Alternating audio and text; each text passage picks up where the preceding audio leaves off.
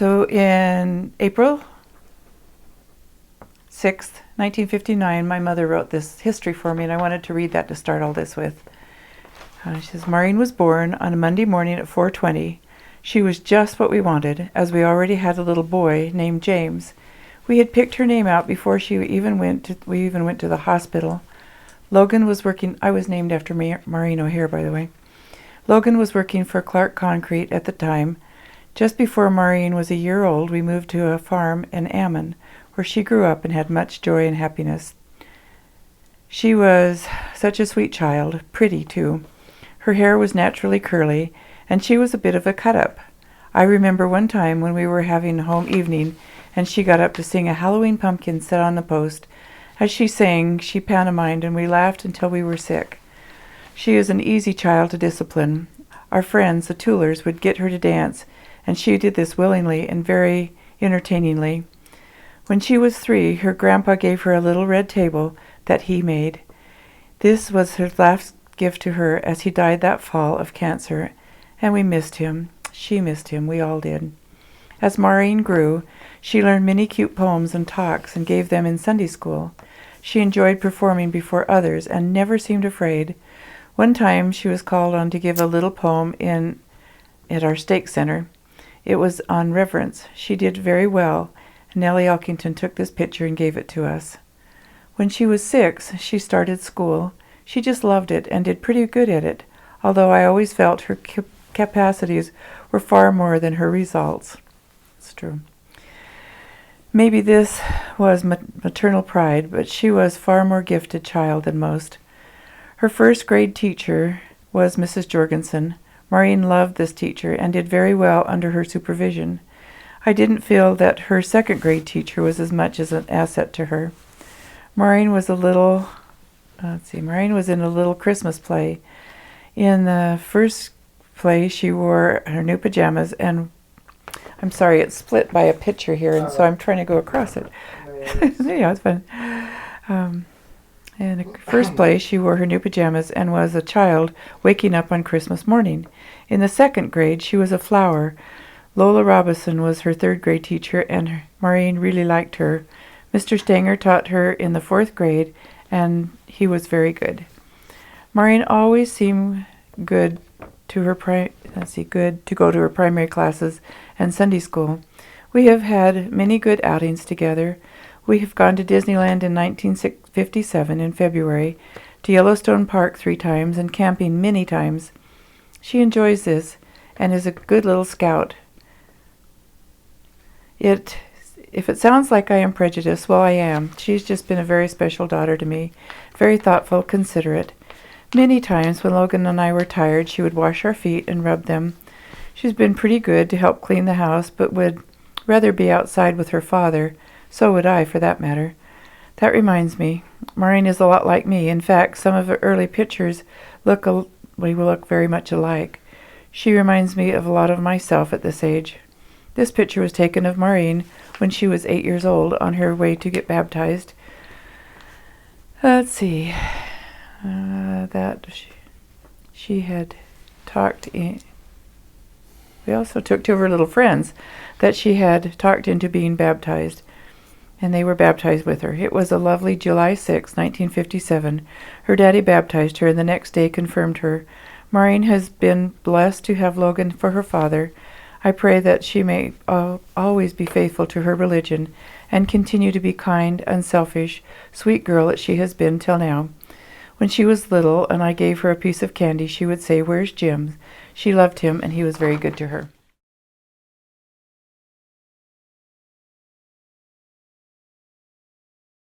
So you were born at 4:20 a.m. So you like to get your mother up early. Yeah, apparently. She said it was a really, really long labor, and that it took me a long time to get here. I think that's because I didn't want to say goodbye to you. So that was at the Idaho Falls LDS Hospital where you were born? Right. There's a stake center now. They tore that down. So you were born in the morning. Did they keep your mom overnight? Or did that's when they kept you for 10 days. For 10 days. Yeah. That was just the way it was. So you got used to having nurses around, servants and things. we've never been able to achieve that same level again for her. I don't know. So, your parents weren't living on the farm where I met you at that time. Where were they living? Oh, when I was born, I lived on a house behind my grandmother's on 4th Street. And that's where they brought me home. And we went back and visited my grandmother a lot. There were a lot of fun pictures from there. Dorothy Washford's family lived in the back, and she became a really good friend. When I was little, we'd go play with her. And then, how long did they live there? Lived there for a year, and then we moved out to Ammon on the farm.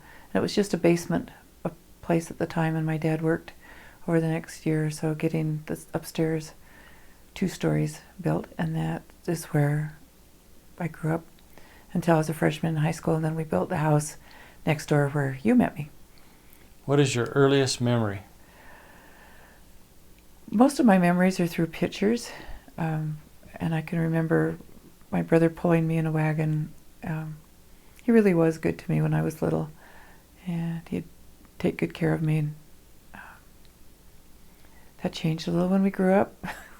We was a little competitive, but one of the earliest memories I have is of my dad giving me a blessing when I was 6. I was probably 4 or 5, 6 years old, right in that area, and I was really sick.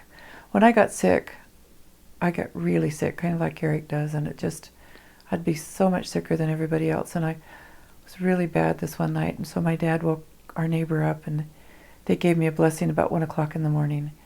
And the next morning, I was all better. And so my faith in the priesthood and the blessings that the priesthood gives is wholly based on that childhood experience, because I knew that the priesthood worked. I knew that when my dad gave me a blessing, that I got better. So that was all.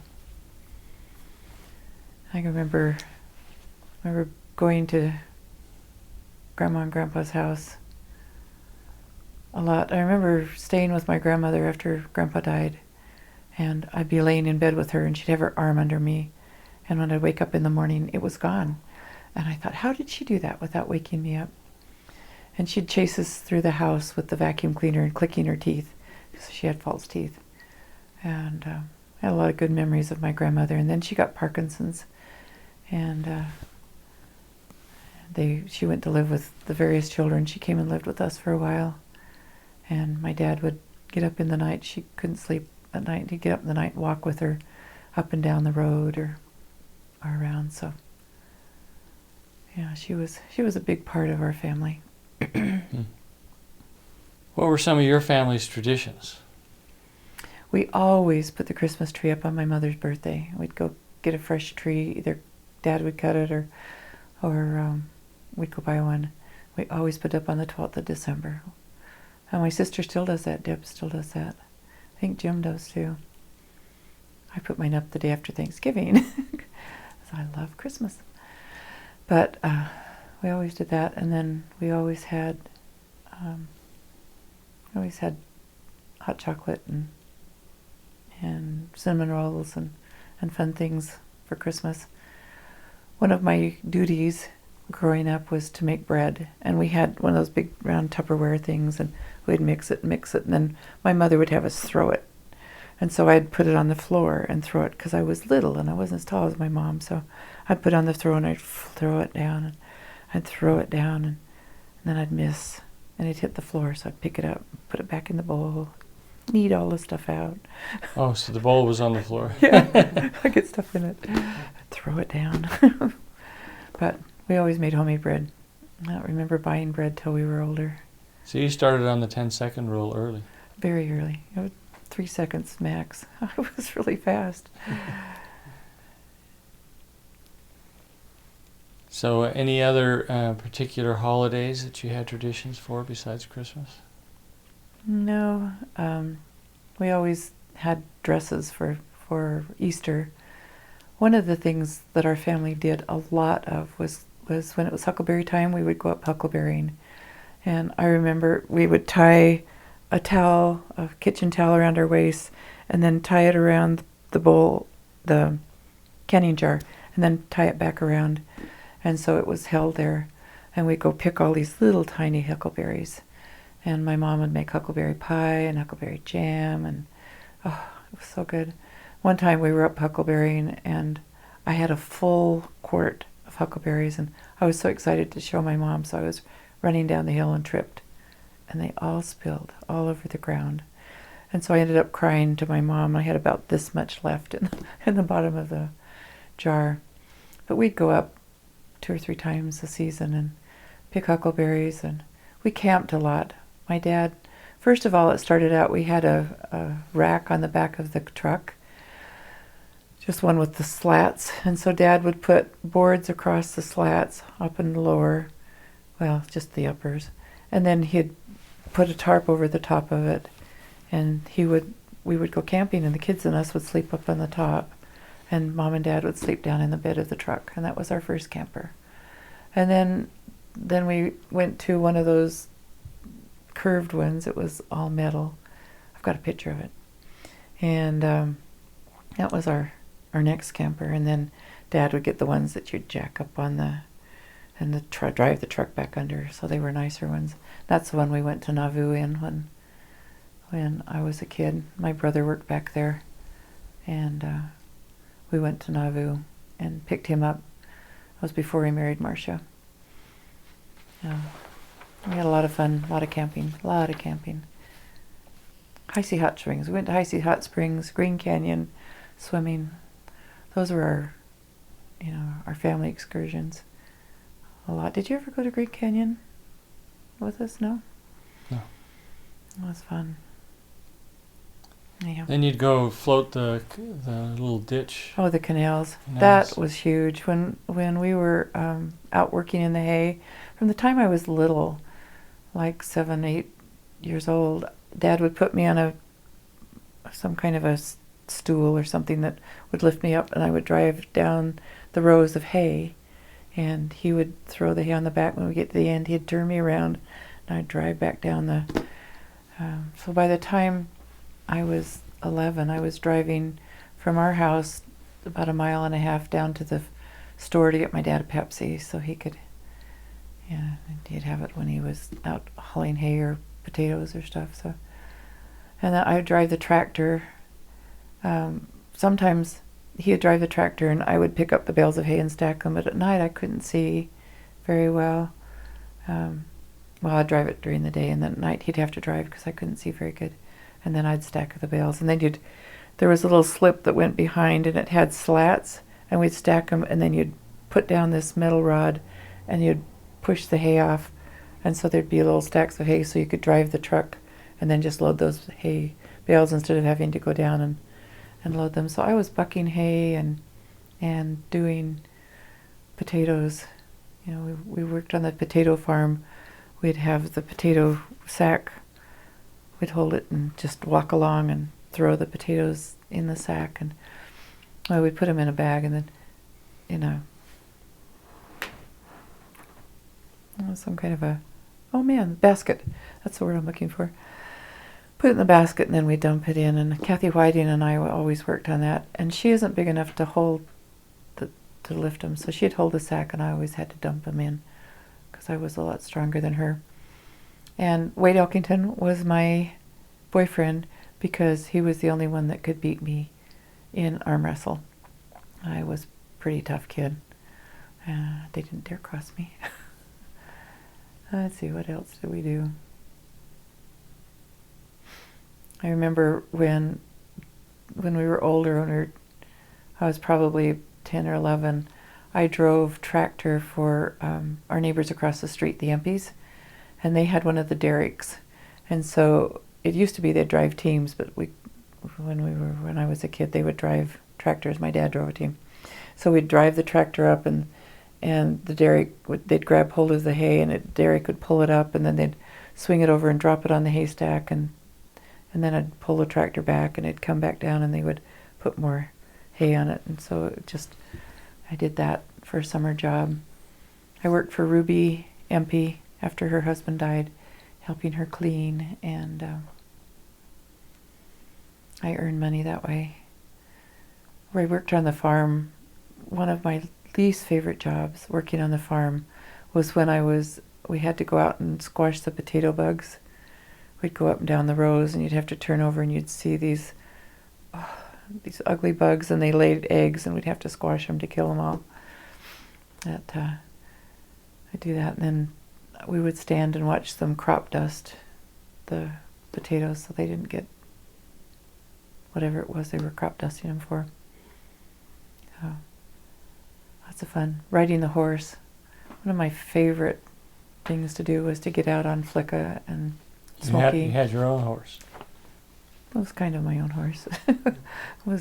We'd go out and stand in the corral, and when I was too little, we'd bring it over and hold it by the corral, and then I'd stand on the slats and put the saddle on it, and then my sisters and I go riding, or my friends and I. Jeannie and Diane had come out. We had so much fun with Jeannie and Diane, going up swimming in the canal and making lots and lots of spaghetti and picking green apples off of the Bailey's tree and eating them. We'd see who wouldn't pull a face, we'd salt them, and then we'd eat them. My sister and I, Deb and I, would eat lemons, try to not pull a face. The first one that pulled a face. That's why I had so many crowns, stuff, because the lemons ate the covering off of my teeth. Lots of problems with that. All right, tell a story your mother or father told you when you were young. My dad was an orphan. When he was 6 months old, his mom died of the influenza of 1918, 1919.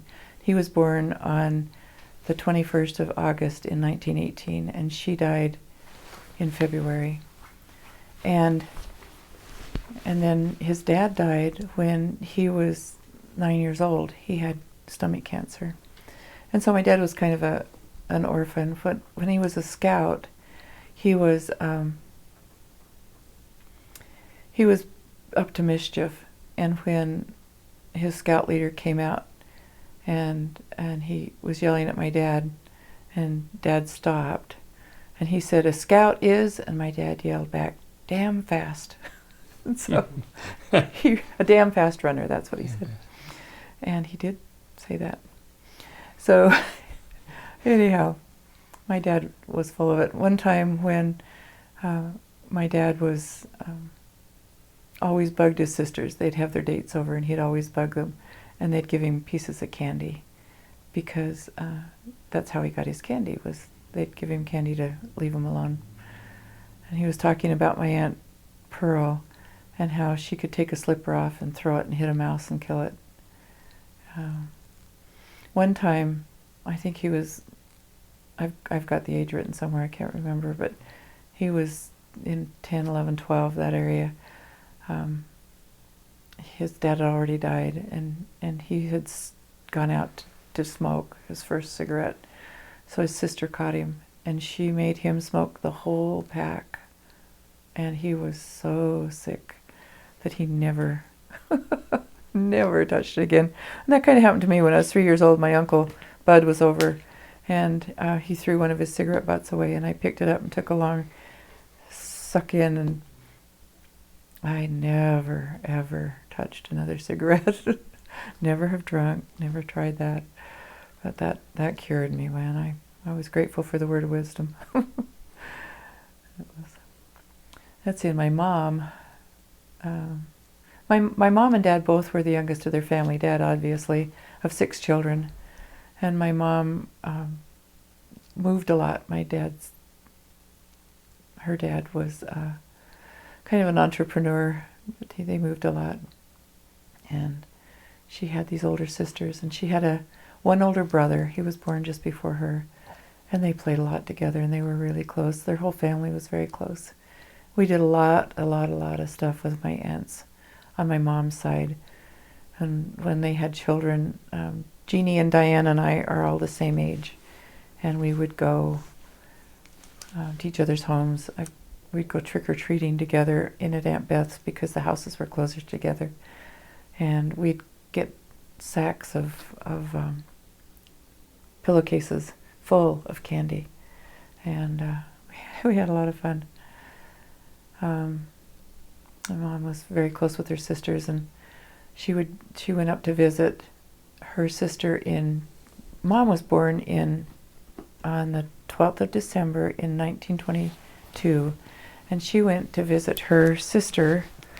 I better check that. I've had a really hard time. Yes, 1922.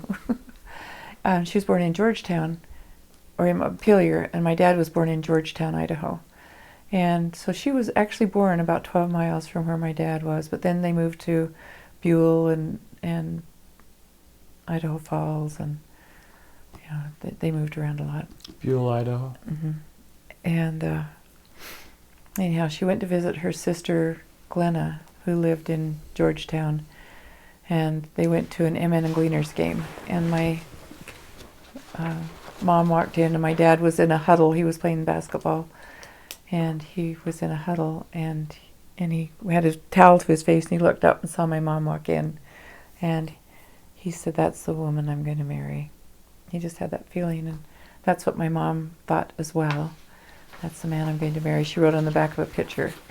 And they both had dates. Well, he had a date for the next 4 nights, and so he got somebody else to take my mom out, and then they'd dance all night. He'd kind of just leave his date and dance all night with my mom. And they did that for 4 days, and then he finally got to date her. And then they wrote back and forth, and he was called on his mission. And so they only had a couple dates before he left on his mission. And then in 1941, on the 6th of December, the 5th or 6th, he called and asked my mom, while he was on his mission, he had finished his mission, they had asked him to work on the church farm, and he was going to do that, so he called and asked my mom to come over and marry him. They'd been then writing back and forth for the 2.5 years that he was on his mission in Hawaii. And she said she would come over, and then Pearl Harbor was bombed. And so they waited. So when she went to visit in April, she went to visit her sister Glenna again, and Dad was home and hadn't told her that he'd made it home. He left, and they had to zigzag across the Pacific to get home so that they wouldn't be torpedoed. But he made it home safely, and he hadn't told her. And so when she got off the train, she had a hat in one hand and a fishbowl in the other hand. And when he came up and she saw him, she dropped both of them, she said. And they were engaged, and I don't know when in April she got home, but they got married the 2nd of June, 1942.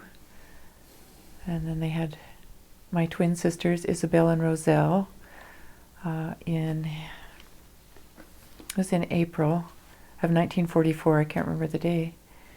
And then they died at birth.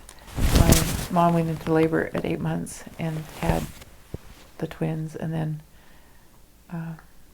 one died that night and one died the next morning.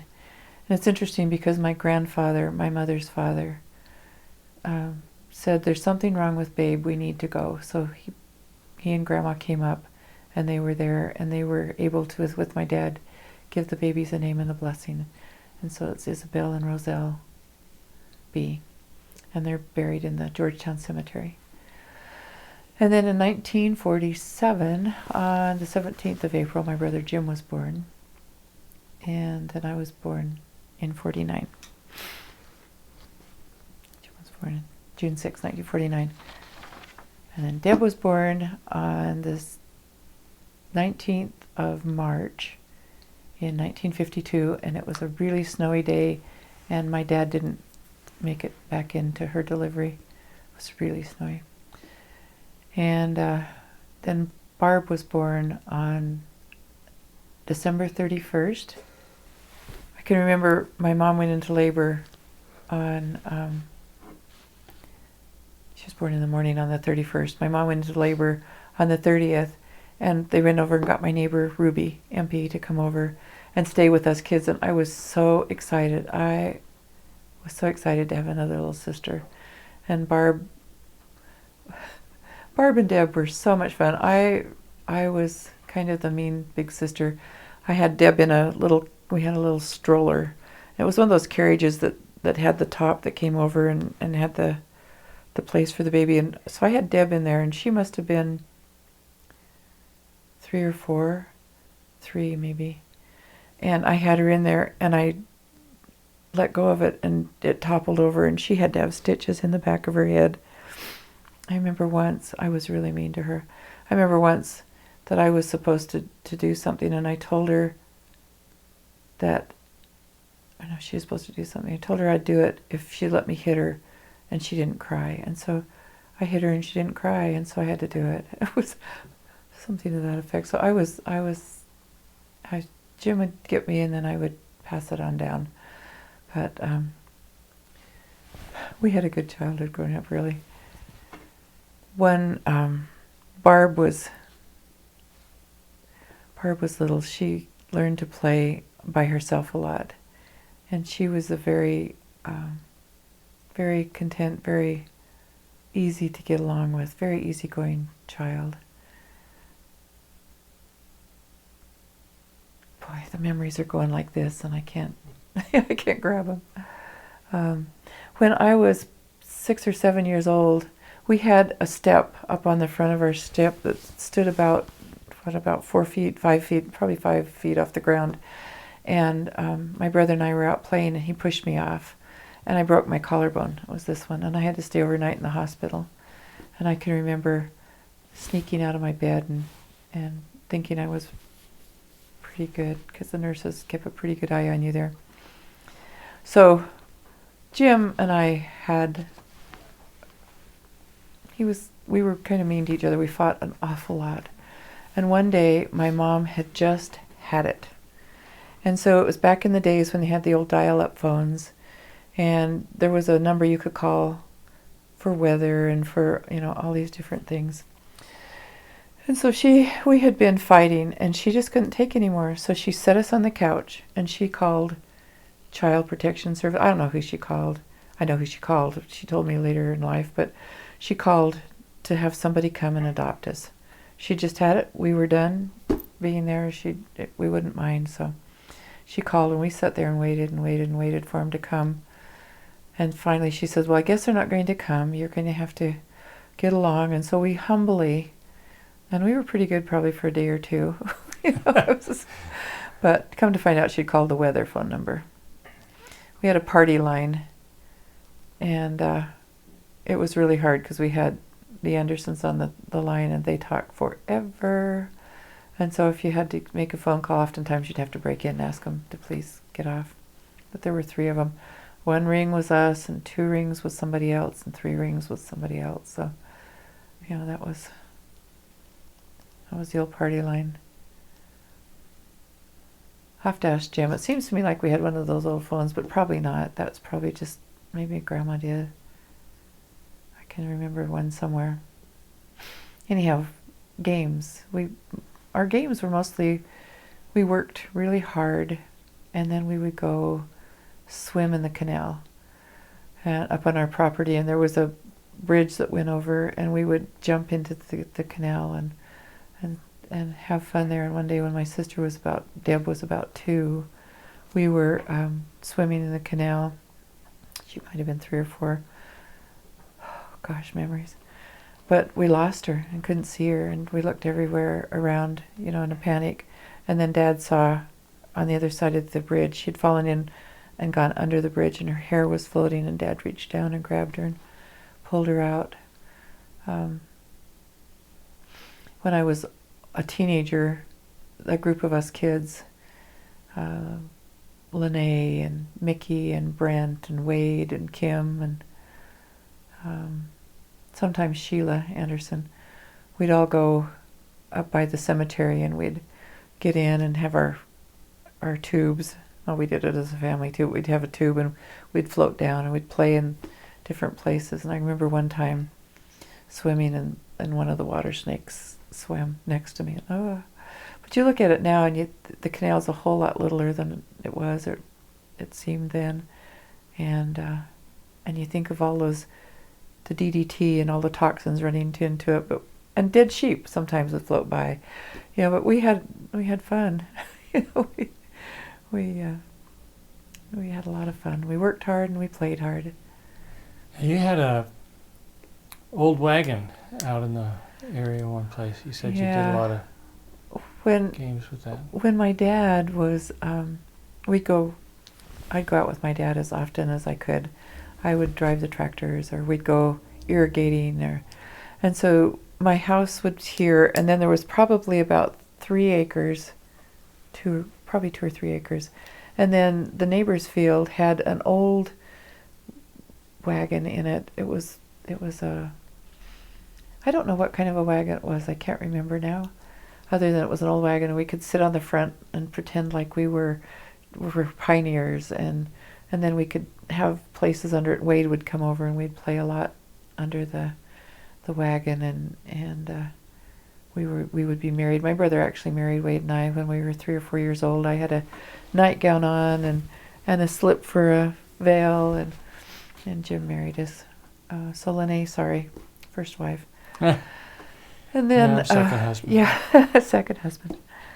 But I'd love to go out with my dad, and I would be on one side of the ditch, which was when you were little, they were really big. It was probably only about 3 feet wide, but I couldn't jump it. I'd always end up in the ditch. So Dad would jump the ditch, and then he'd put his shovel in and lean it over, and I would grab hold of it, and he'd pull me over.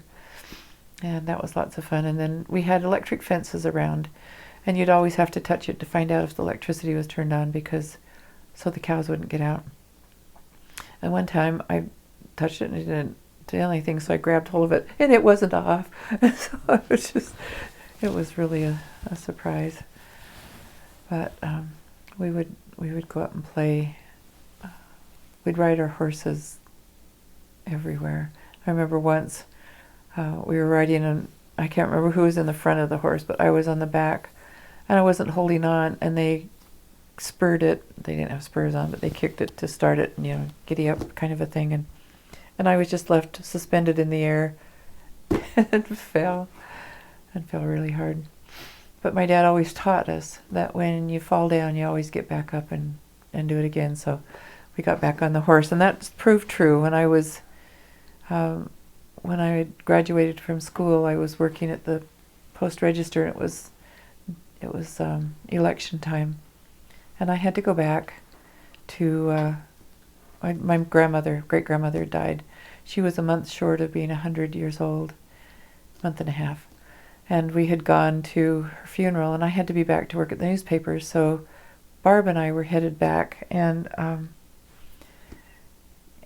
was going, it was back when the speed limits were 70, and I was going 90, almost 100 miles an hour. Don't do that, kids.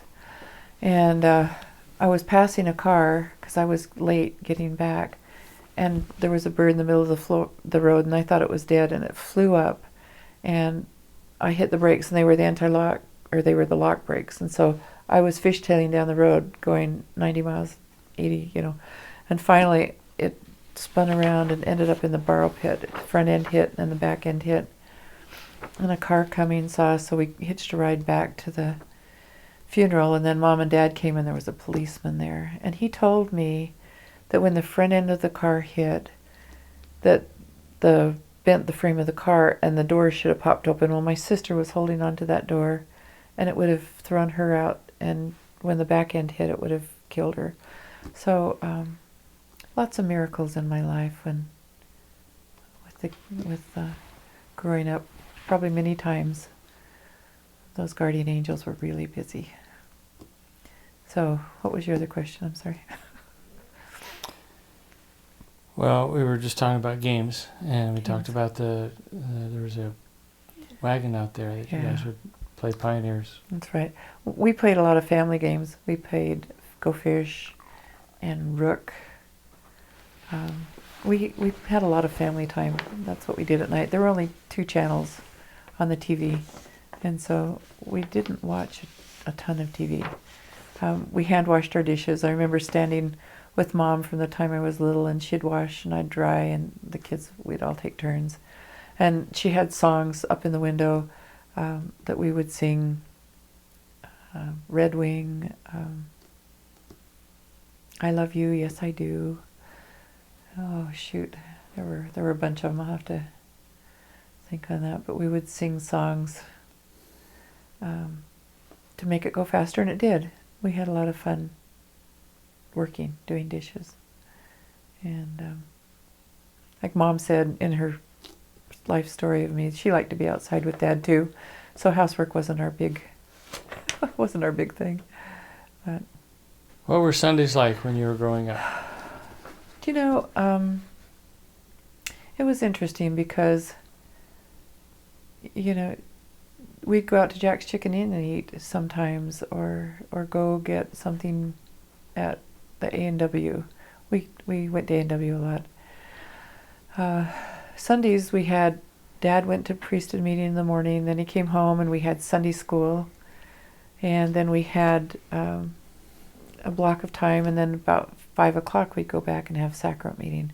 So they were in different blocks. And then during the week we would have primary. In fact, and then Mom would have Relief Society during the week.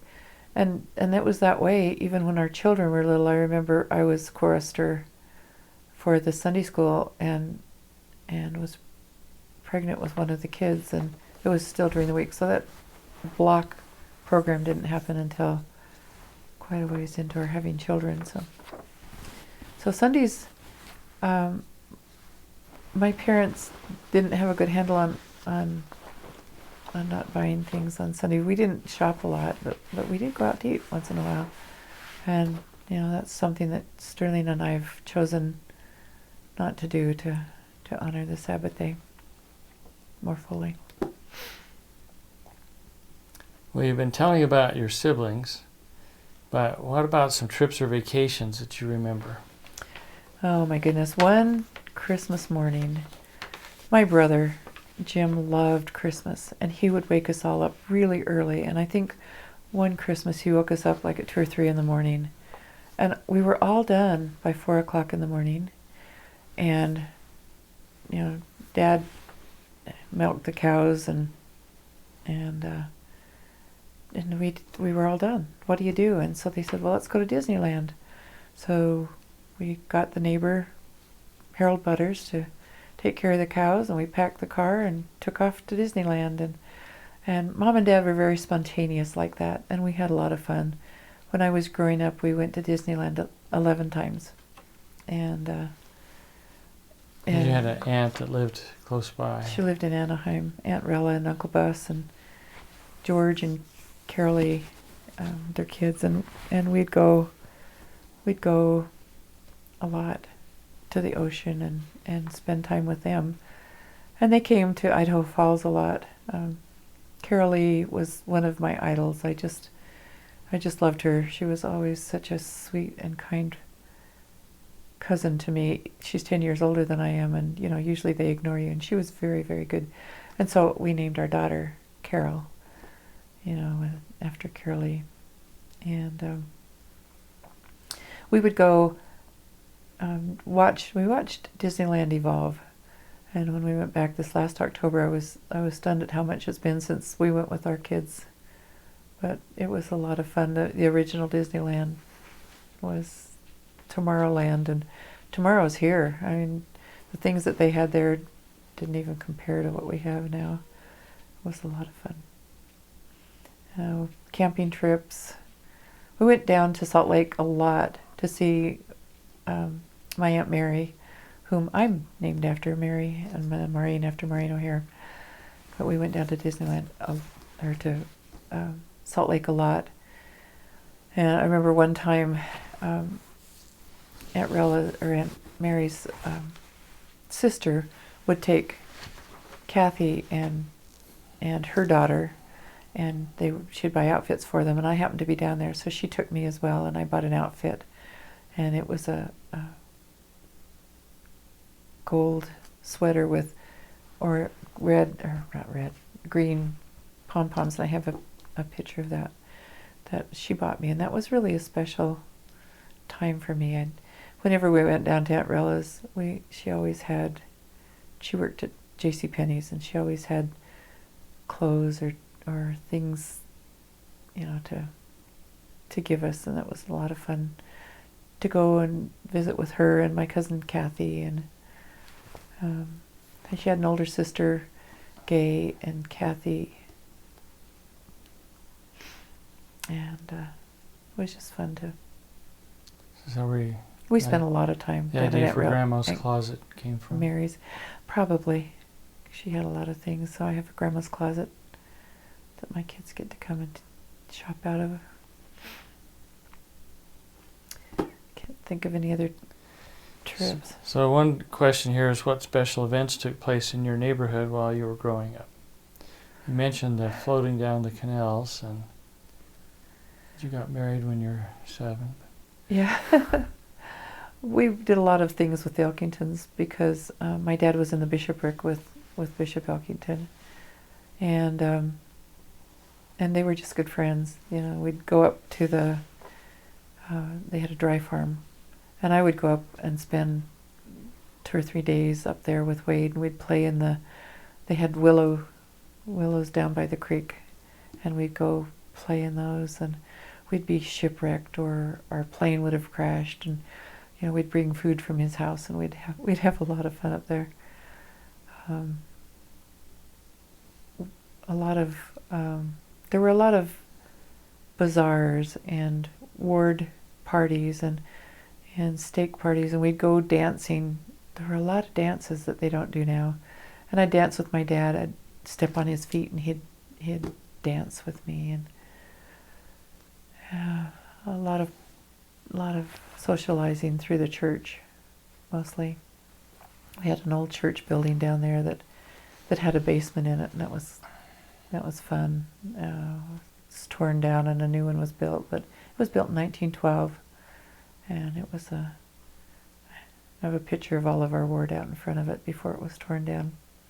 I went to school at the school next door, and it was kindergarten, which I did not go to, and my mother gave me $6 because that's what it cost to go to kindergarten. She says, "No, don't hear any more about you not going to kindergarten," because I didn't go.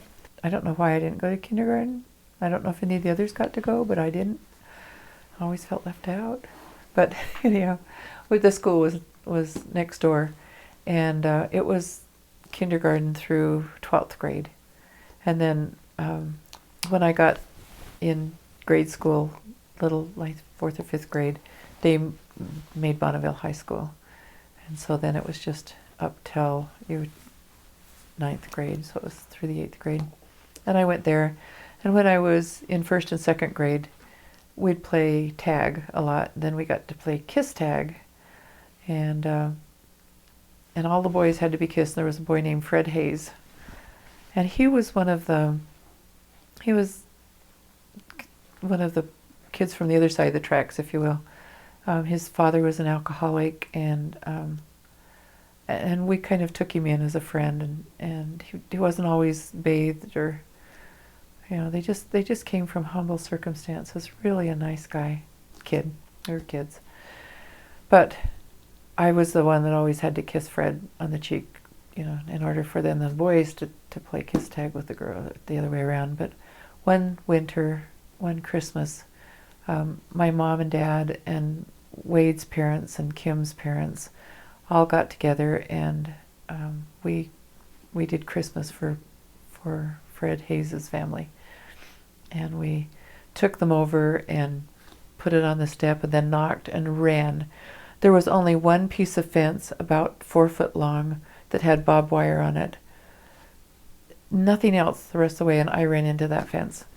But I remember sitting there watching, and the front door apparently was blocked, and they came around from the back door and looked around and took the things. But I remember sitting there watching, thinking how fun that was, that we were able to do something for his family. And he moved probably in the 3rd or 4th grade, but it was really a special thing for us kids to be able to do. And I think that's probably where the Secret Santa stuff came from. When our kids were little, we got to do that, and the 12 Days of Christmas, because that was so special of a memory Well, for somebody me to did do. it to us, right? Well, it's true. And When so- our but- twins were little. But you'd had that experience earlier, and so that became a tradition for us to pick somebody Yeah. and do that. And then I had done when I was at BYU, and that first Christmas, I sent you a big box, and inside of it were 12 presents for the 12 days of Christmas, and each one came with its own card. I've still got those. They're all in the scrapbook. Hmm. Those are fun. I remember sending you that one card with the confetti in it, and you opening it at dinner. It went all over your food. You just packed it up and threw it away. Yeah. Oh, we had fun.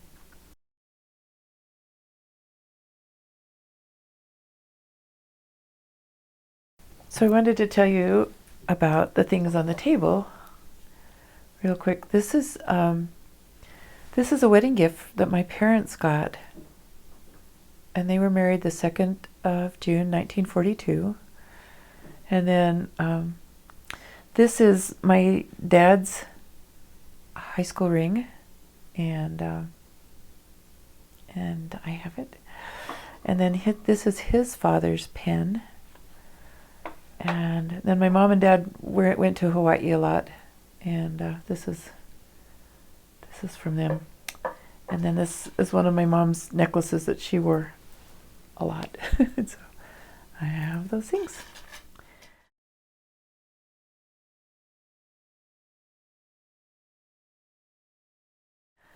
I wanted to tell you about growing up. We had some friends, the Graffs, and they lived in Salt Lake City, and they owned a mortuary. And we would go down to spend time with them a lot. And my dad would, if there was a call in the night, my dad would go out and go with Brother Graff to get the person. And it was always scary to go downstairs where the mortuary part of it was. We lived upstairs, and I'd have dreams when we'd go there. We had a lot of fun with them. They had an airplane, and my mom and dad would go up and ride with them in the airplane. Girls' camp was always a huge memory for me. We'd go up to Darby Girls' Camp, and Lene and Diana Robertson, and later my sisters Deb and Barb, but would come out. But I have always had a problem with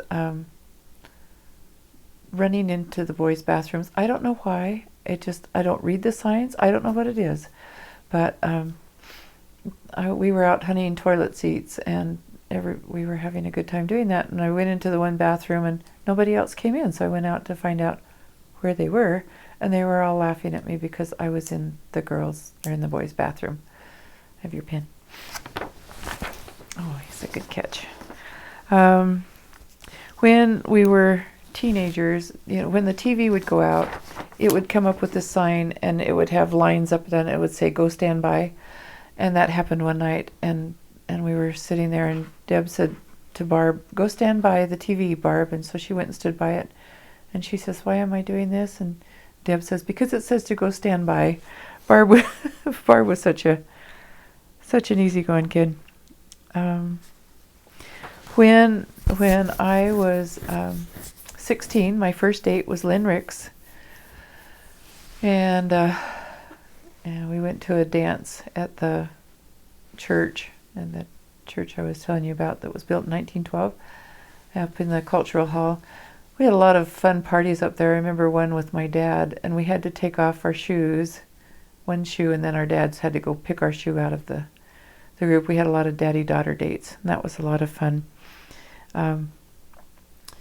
Then when I was a junior and a senior, my boyfriend was Mickey, and I was always getting grounded. We would be a little late, and my mom would ground us. So one night, my mom told us if we weren't home by 10 o'clock, I was in really big trouble and would be grounded for like the rest of my life.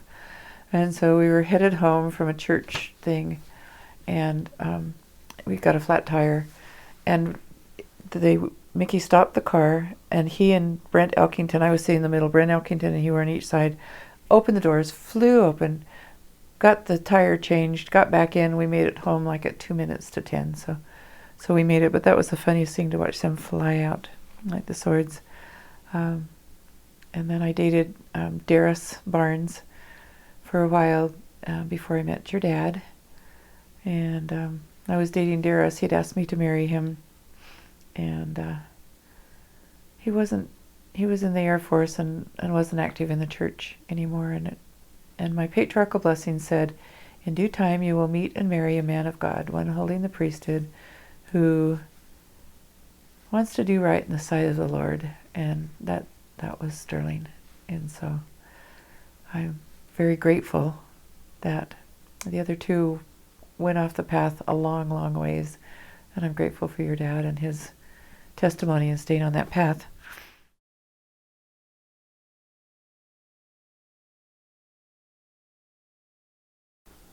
When I went to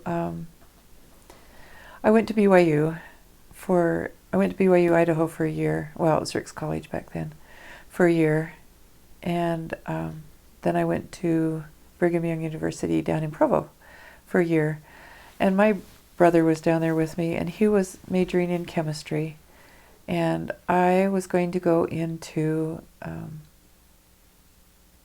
home ec ed. But you had to take a chemistry class, and I had never had one before. And so I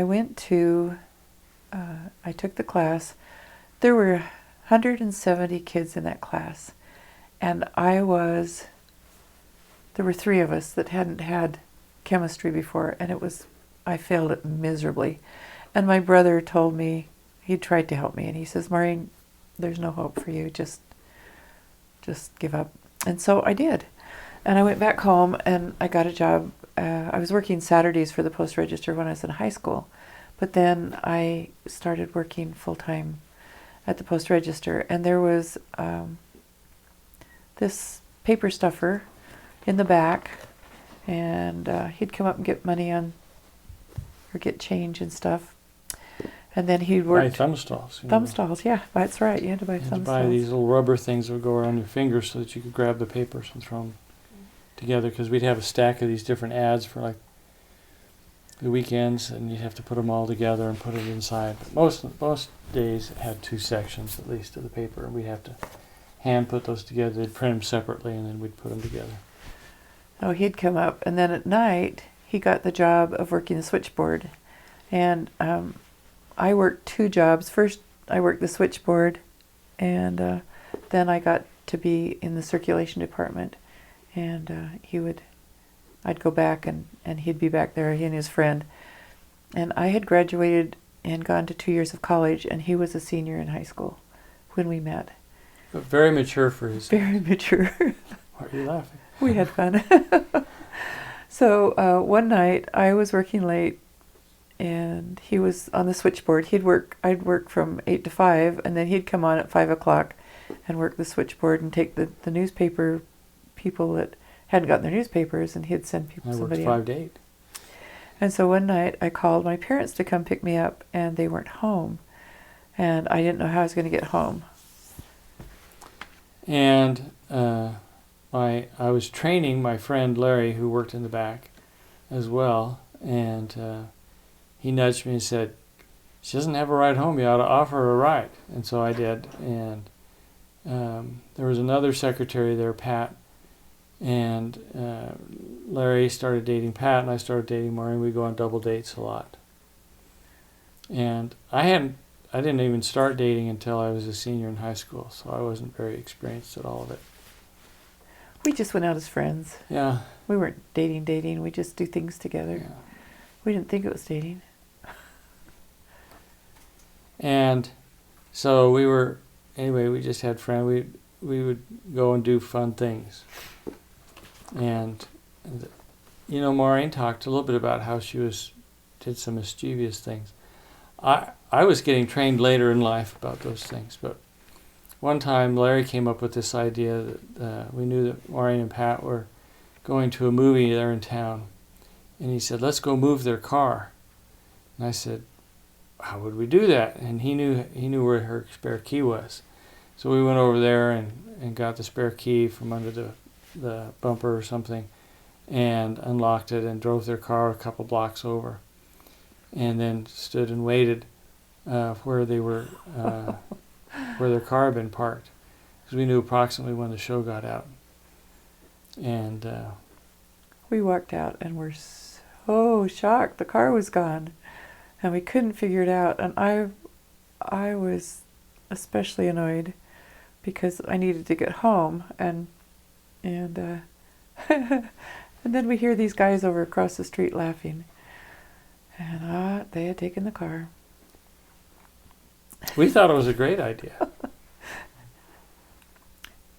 It is now, but it wasn't then. It was a lot of There's fun. this place that was 5 miles out of Idaho Falls, and it was a big lava bubble. Lava bubbles are these big, where air gets trapped in the hot lava, and this one went back for 1/4 of a mile. And there was sand in the bottom of it because it's out in the middle of a desert, and then the top of it came up, but sand would wash down in there. And the back end of it was buried in sand.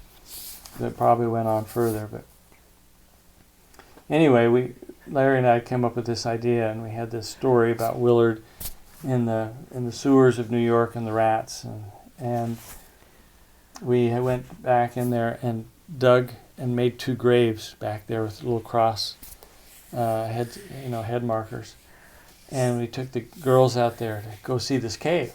So we went out to see the cave, and we were just talking normal. They had the flashlights, and we walked to the back of the cave and saw the tombstones and thought, oh my gosh, we got to get out of here, the grave markers. Got to get out of here. So we headed back, and as we were walking back, they started telling the story of Willard and the rats. And at an appointed time, and these guys had figured this out to the very second. Timing is everything. They turned the flashlights off, and it was pitch black in there, and I was up around Sterling's neck. I jumped. I remember we turned the lights off and screamed. Yes, they did, and I was up around his neck. I was quite the ornament. The goal was to get the girls to jump into our arms. It worked fabulously. I don't know what happened to Pat. Except they took the flashlights away, and they It was wanted ours. to carry them after. Exactly. We had fun dating. We'd go to was it Elmer's? What? JB's restaurant. JB's restaurant. That's right. We'd go there and eat, just something after work at 8:00. And the boys, being the smart people that they were, would turn the cups upside down on the tip. Well, that was Larry's thing. Larry's idea. And he would put the change that we had for the tip in a glass full of water, put a card on it, turn it upside down, pull the card out so the water stayed inside and the change was in there. He thought that was hilarious, and girls weren't so sure. I was a waitress when I was growing up. That is a hard job. I was a waitress at the Hotel Roberts, and that's where the baseball team would stay. No tips. And they gave me a really rough time because I was about their age, and they were flirty and baseball players, a little crude. And one night, they were giving me a hard time, and there was an older gentleman that was in there eating, and he actually came to my defense. He left me a $2 tip, which was a lot of money back then. And those baseball players, I stood up to them. That was pretty good. But I had been a waitress, and so I knew how hard it was. I'd go home after that job, and my legs would ache, and my dad would rub my legs, and he took good care of me. When we'd been dating for about 9 months, I realized that, I kind of liked Sterling, and I didn't know how he felt about me, so I was talking to the pressman in the back about how he hadn't even tried to kiss me yet. Well, prior to that, she decided to go back to BYU. Oh, and yeah. I would tell the story. That's right. So that's how that was before that. I decided I was going to go back. Sorry about that. Poor Jack. I decided I was going to go back to BYU and find a husband. I needed to go back to BYU and find a husband. So I packed up all my stuff and moved it back to BYU. I gave my 2 weeks notice at the post register, and they hired a girl. And after a week and a half, they fired her. So then they needed to hire somebody else. And and so I had to stay a little bit longer. And so after a week, she quit. And so I started thinking, well, maybe I need to stay here. Maybe there's something, why doesn't this work out? And so I went to my bishop. I fasted, and I went to my bishop for an interview and for a blessing. And in the blessing, he told me that he didn't know why, but that I needed to stay in Idaho Falls. So I flew down to over to Provo and packed up my stuff, and my parents came and we moved me back. And that's when Sterling and I started dating more seriously. That's when you talked to the pressman. And so then I went and talked to the pressman and was telling him that he had never tried to kiss me. And it was been 9 months we'd been dating, and so the pressman talked to Sterling, and then so he took me out, and we went my favorite place was to watch airplanes come and go. So he took me to the airport to watch the planes come in. And lo and behold, it was Idaho Falls Airport, and there wasn't a single plane for a half hour. We sat there. It was a good plan. So then he took me up on Peterson Hill, and I started getting nervous. And I sat. Well, she decided that she needed to marry someone who's older than her, and so she'd also told the pressman she'd kind of like to end the relationship. That's what he told me. Oh, that's true. And so I've forgotten that. That's why it's taking two of us. She was trying to get out of the relationship so she could date guys who were older than her so she could get married. Which was really a good strategy because, I wasn't ready to get married. He was still in high school. But, I'd had a seminary teacher for 2 years that had talked about, you shouldn't kiss until you're across the altar from each other in the temple. So, and I think I was the only one in the class that actually believed him that was a good idea. I think all the girls just laughed at it afterwards, but after the classes, but they weren't going to marry a guy they hadn't kissed. Anyway, so I had decided that I was going to kiss her, and I never kissed anybody, so I was trying to figure out a way to do it. But she was running. So we went up to Peterson Hill and sat there, which is where everybody goes to neck. And so I sat it was a bunch seat, and it was your station wagon, wasn't it? Yeah. And so we were sitting there, and I sat there, turned sideways, and put my knee up in between us. And he'd put his arm around me, and I'd kind of pull away. Evasive. And so then we drove home. It was time for me to be home, and we were sitting out front in the car, and he reached over and kissed me. And it was his first kiss, and it was kind of like kissing the back of your hand. He got much better later. I don't know that she ever said that to me. Oh. Anyhow, it was really, and my mom flashed the lights for it was time for me to come in, so I ran in the house. And then for my 21st birthday, he got me a bunch of presents, but one of them was 21 kisses. And he did improve a lot. I'm a fast learner. I know, he really is. Need practice. We had fun. And then we went to his high school dance. Well, she left out George at Christmas time that year. Of course. George. It turned out that Larry and I were doing some shopping, and we found this big bear. And I said, I need to buy that for Maureen. And so we bought this bear and took it back to the Post-Register newspaper, and we took it back into the press, this back room galley, where they had all of the different types that you would use to make up things. And we found this huge box, and we wrapped it in Christmas paper. And I mean, it was about the size of a coffin. This bear was 5'3" tall and 5'3" around the middle. And it was a big bear. And we named it George, and wrote a card and had it there. And when she came in for work the next day, there was a note for her. Report to the galley. I've got all those. I've got all those in my book too. And go ahead. I got back there and opened it. It was so exciting. I just screamed, squealed, and carried it back up. And he sat in the chair next to me at the office that day. And we took him home. And Probably had a lot of comments from people. I had a lot of comments. It was great. In fact, one from Mr. What was his name? Huffman? No, the big guy. Oh. Oh, the one that owned it. That'll come to us later. But at any rate, he came out and commented about it. It was pretty fun.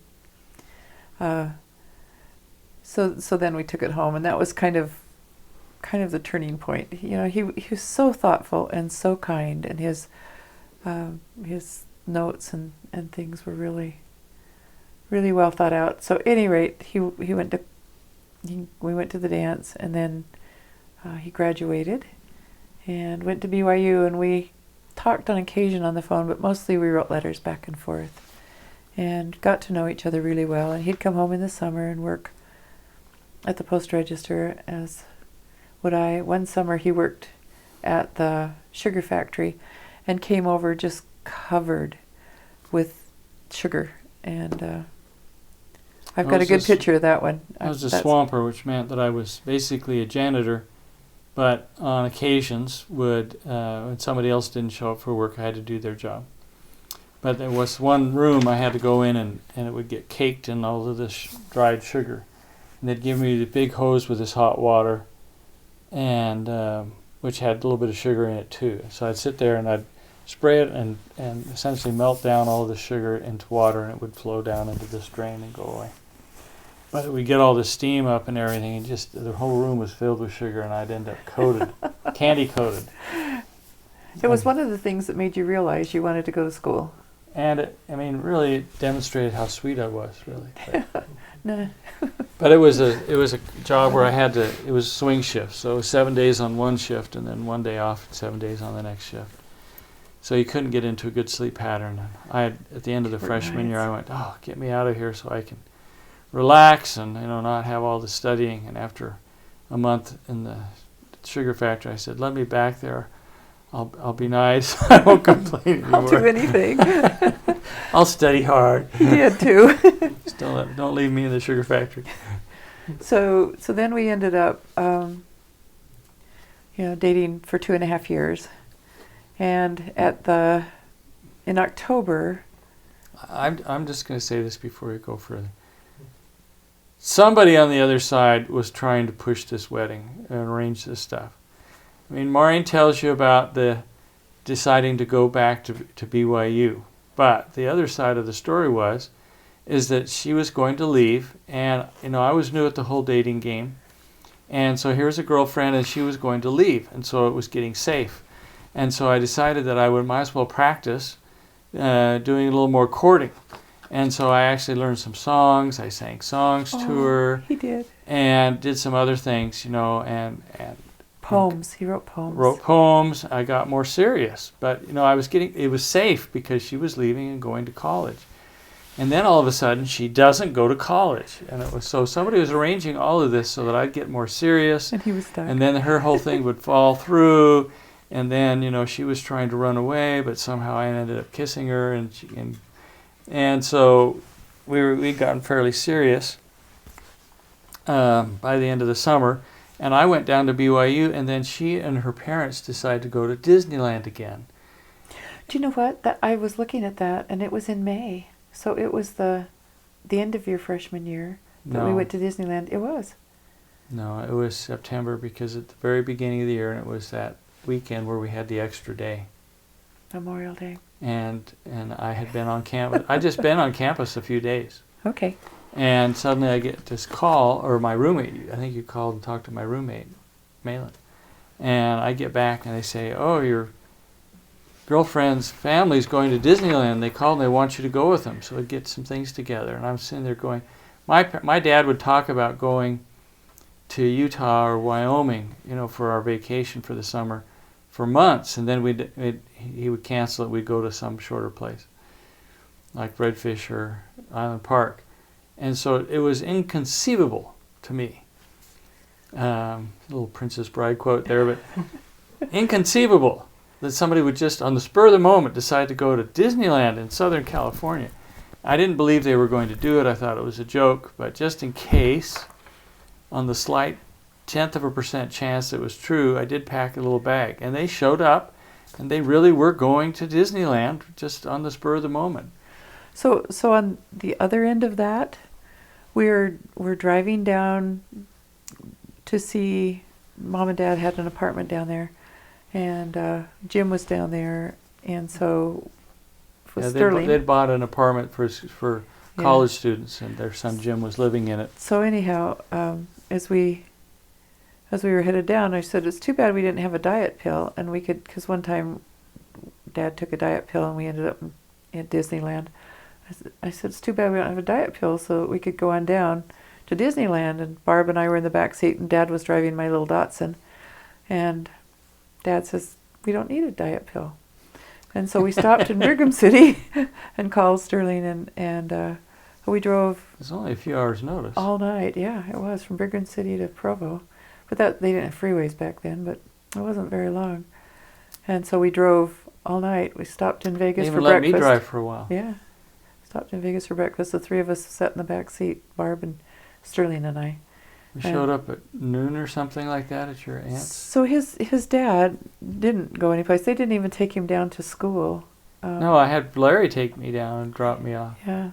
So he hadn't been out of Idaho, period, when he went there. So taking him to Disneyland was really something. He got to see the ocean for the first time. We had so much fun on that trip, and then we dropped him off and we drove on home, and I mean, they literally dropped me off about 7:30 in the morning or Tuesday morning, and I had class, my first class, starting in an hour. I had to grab my books and run onto campus. Yeah. Try to stay awake. So that was his freshman year, and then in his sophomore year, in October, I went down to visit. And we were up on Capitol, sitting on the Capitol grounds and talking, and he leaned over and kissed me. And it was noon, and at the Capitol at noon, the bells ring, but it was a sign. We weren't trying to hit the bells ring, but just as our lips touched, the bells started. The bells go off at the Capitol where we're sitting on the lawn of. It's fairly loud. So after we finished, after we were at the Capitol building, we were walking downtown, and it started to rain, and so we went into the first store. Sterling said we were pushed into the store. Oh, you're only telling part of the story, because we did show up at the corner of the building and it did start to rain. But it was a jewelry store, and they had some things in the window, and we stopped and just kind of glanced at rings. Yeah, we did. There's a prior story to this, and then we're walking by it, and it was raining harder, but suddenly someone pushed me through that door. And I end up standing inside the door at a jewelry store with this shocked expression on my face, deer in the headlights.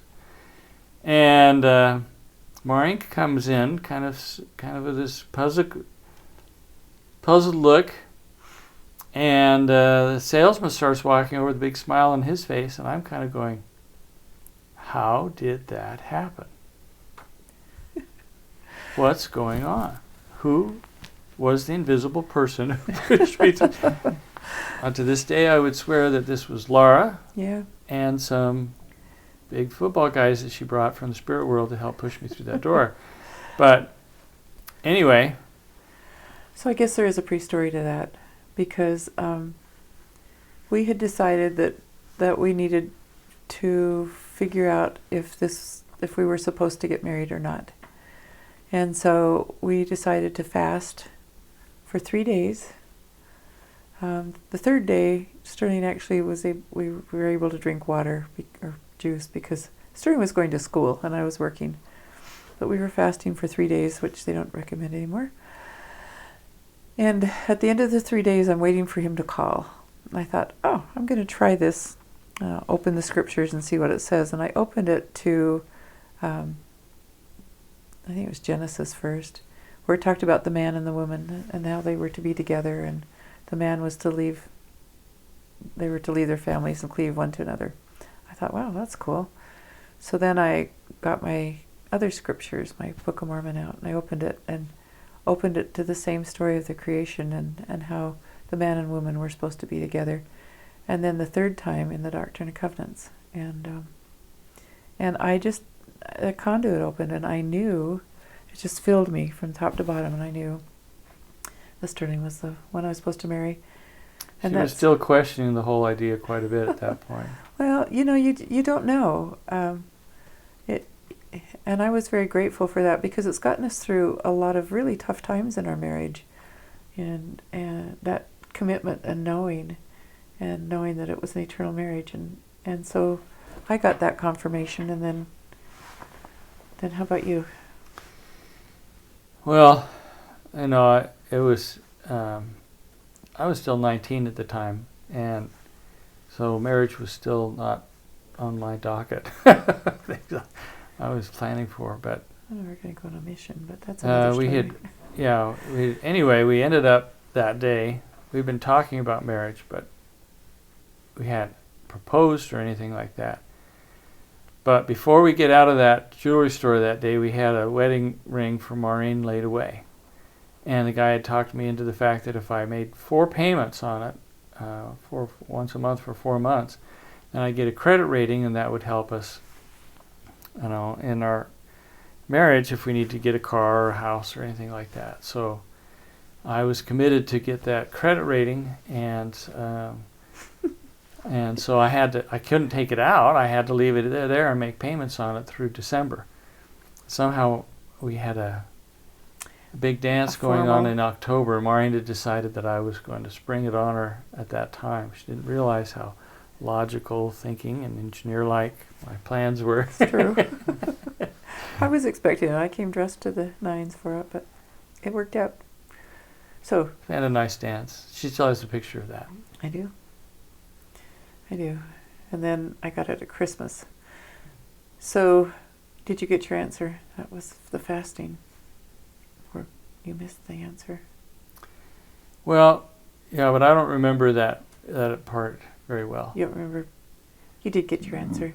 You told me on the phone that you'd gotten that same answer, that we were to get married. But he does remember the ring. I was still in shock. Well, we hadn't gone to the... That was after, wasn't it? The memory was lost somehow.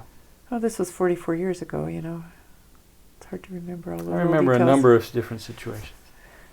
There's a few that I remember better than you. So. Yeah, that's true. That's true. Let's see, then the night of the proposal.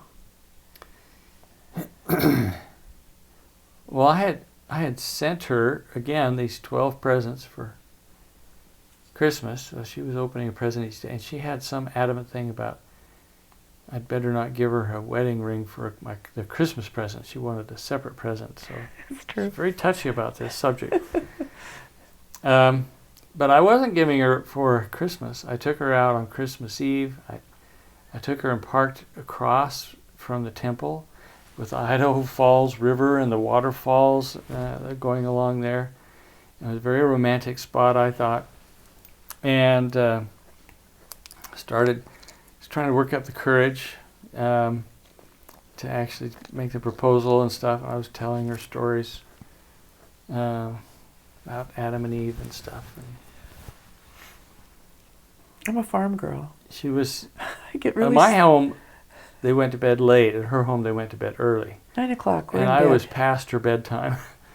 And this was always a good thing when we were dating, because past about 10 o'clock, any joke I told her she thought was funny and would laugh at.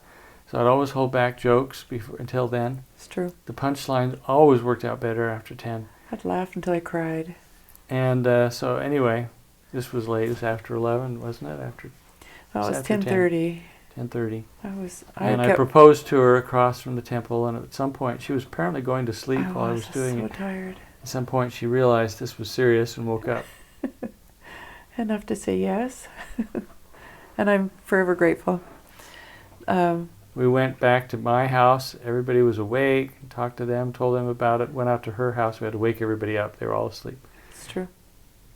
That's true. And so the next morning, well, just before that, though, You told Diane the night before, 2 nights before, we were in at my cousin Diane's house, and her little girl had come around and told each of us that she loved us. And then Diane took her that night. She was sick and took her to the hospital, and she had spinal meningitis and ended up, they unplugged her plug on Christmas Eve day.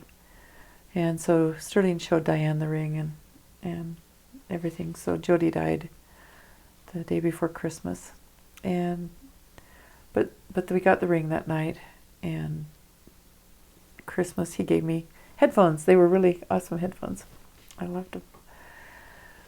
Okay, and then Another romantic gift. he went back to school. We made wedding plans, long distance, and he came home on Friday, the 1st of June. And on the 1st of June, Maureen was very adamant that it was not going to happen after her birthday. which was the 6th of June, and so we got married the 2nd of June, which was my parents' anniversary, so it was their 30th anniversary. And so I didn't want to be, in the newspaper, they put the dates, and he The was ages. the ages, that's right, the ages. He was 20 and I was 22, but in 4 more days I would have been 23. And to me that was important. I don't know now why, but that was. And so he came home on Thursday night, and then Friday we had to go in and get the marriage license. So we didn't realize there was a 3-day waiting period. And we didn't realize that since he was 20, his mother had to sign for him. Supposed to help you so you didn't get drunk and go get married. That's Yeah, what it was. that's true. Well, and you had to have a blood test too. And so we got the blood test, and we had his mother come in and sign, but we couldn't get married because we had the 3-day waiting period. We had all of the invitations out, and so we had to go in before a judge, and he was cranky. He was. He had a bad day or He something. was cranky, but he did finally sign the waive, and Sterling's mother did sign the. Explained we've been engaged for 6 months. I was paying on the wedding ring for 10 months. So it wasn't like we just decided that day to get married. Girls were 18 and could get married. Boys had to be 21. 21 it turned out, or you couldn't get married Couldn't get your without license. parental permission. Yeah. So I had to go get my mother and bring her down because my dad was at work. And we got her there, and she said, "You know, I still haven't decided if I'm going to sign this thing." Mom. Thanks, Mom. All the relatives are showing up and she's expecting a reception. So that night, So under pressure, she signed. that night we got together. My sister Deborah was married already, and Sterling came over, and we were sitting on the couch, looking at our temple recommends, making sure everything was in order, and he left, around 11, 12 o'clock at night, midnight. It was about 11:30. And so as Lene put my hair up, she and Wade were there, and they put my hair up, and we're getting ready for the next morning. About 12:30, I get a phone call from Sterling, and he says, "Do you have my recommend? Is it there on the couch?" Because I'm getting everything laid out on my dresser to get ready for the next day, and I was making sure that I had my recommend because we pulled it out, and it wasn't there. And I thought, oh, we pulled it out, it's left there on the couch. So I called up and said, "Hey, find the recommend and bring it with you tomorrow." I didn't have it, so She couldn't find it. I looked through everything 12 times. looked I through the couldn't car. find He it. had the Datsun. So at 1:30 in the morning, I call, I got my recommend at BYU where I'd been. I call up my local bishop and explain the situation, that I was getting married in the morning. I was supposed to be at the temple at 6:30. I didn't have a temple recommend. And he said he would meet me at the church at 5:30 a.m. and then I needed to call the stake president and set up to meet him afterwards.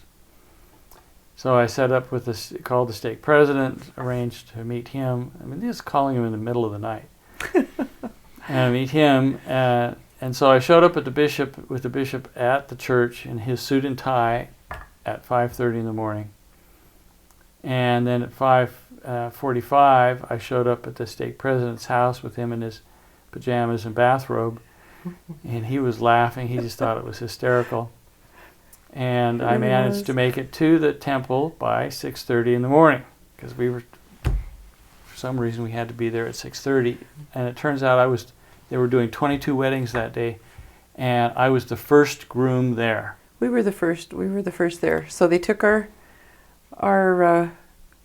recommends and they put it down. We got through, went in and got dressed in my wedding dress, and they took Sterling off to points unknown. 22 more brides came in, and they put theirs on top. I think there were 26 that day. There was a bunch. There was over 22. And so then they started at the top and took them in reverse order. So we were the very last ones to go through, and it was when they finally realized that, they were really embarrassed about it, because Maureen finally went to one of them and said, "Did he run off somewhere?" Where's Sterling? Because we were sitting up in the chapel waiting. They took me to the dungeon in the basement, and they arranged these grooms in a circle in chairs. 22 or so. I tried talking to the ones on either side of me. You've never seen people so serious and somber in your life. I mean, if they had been lined up and they would be taken out to be hung, this death row, they couldn't have looked any more somber. So it turns out that that was back in the time when you went through and took out your endowments the same day that you were married. And so we ended up, they felt so bad that they let me wear the train down on my wedding dress as we went through the session, because I wore my wedding dress through. Normally they wouldn't let you do that. No, they wouldn't. It had to be bustled. So we got through, we went through probably they went every hour, if I remember right. And so we went through I don't know if it's the 10 o'clock or the 11 o'clock session. But there were only two. In fact, was I the only bride in that one? Got married at 12:30 or something like that. Yeah, that's 2 hours, so we must have gone through the 10 o'clock one. And it's a 2-hour session back then. So anyhow, we got married around 12:30. We were supposed to be at the luncheon at 1. We didn't get there till 1:30 or 2. And then behind. Everybody else was there. Yeah, it was a long day. Then we had the reception, and we stood in line, and Sterling laughed because everybody I'd introduce as my neighbor. This is my neighbor, so and so. This is my neighbor. And after about the 50th one, I said, "Just a minute here. I've been to your house. I mean, there's one house next to your house. That's it." I said, "Within a mile of your house, there's maybe 10 other houses. And you've just introduced me to 50 families as your neighbor. Everybody what are in the you ward. talking about? Everybody in Where the are ward. these people?" They were all He neighbors. says, "Out in the country, everybody's your neighbor." So speaking of that, you got to go back and tell them about when the 4th of July, when you guys came to my house, you and Larry. Oh, the almost shotgun. Well, it wasn't the shotgun wedding. It was, He almost got shot. I about got killed. I came up with an idea. I don't know. Somehow, after I started dating Maureen, that somehow I started picking up this mischievous part of me. And it was the 4th of July, and we'd gotten some firecrackers and stuff. And I came up with the idea, wouldn't this be funny if we went out and lit off some outside of Maureen's room, her window. Because we knew they went to bed early, it was late, and so we could drive out there and then sneak up and light the firecrackers outside her window and drive off and laugh. And so we park, and they kind of have this gravel driveway thing. That must have been the problem because they could hear it. Anyway, we're walking up towards the house. The dog barks. And Mr. B comes out with his shotgun. "Mr. B, it's just Sterling and Don't Larry. shoot." Please don't shoot." So, anyway, we had to explain what we were doing out there and everything. Oh, one other I hadn't come to steal the daughter or anything like that. One other time while we were dating, we went to a movie. And it was Tora, Tora, Tora. And it was the dead of winter. And winters were bad in Idaho Falls. And when Sterling brought me home, we came around the corner where Elkingtons lived, and there was a police car stuck in a snowdrift that was about 2 foot tall, 3 foot tall. And so... Well, it was... The wind had drifted the Yeah. snow up, It was almost covering the police car. It's true, it was a drift. He had his lights on. "Don't go down this road," basically, was the message. So we parked in front of the Elkingtons and walked home. And we were walking at an angle like this. The wind was blowing so hard. And he ended up spending that night down in our basement because he couldn't get back out. And I was willing to try. They didn't. Maureen was insisting. we wouldn't let him. Yeah, my parents wouldn't let him. But we had a lot of fun. One night when it was really cold, So they weren't always trying to shoot me.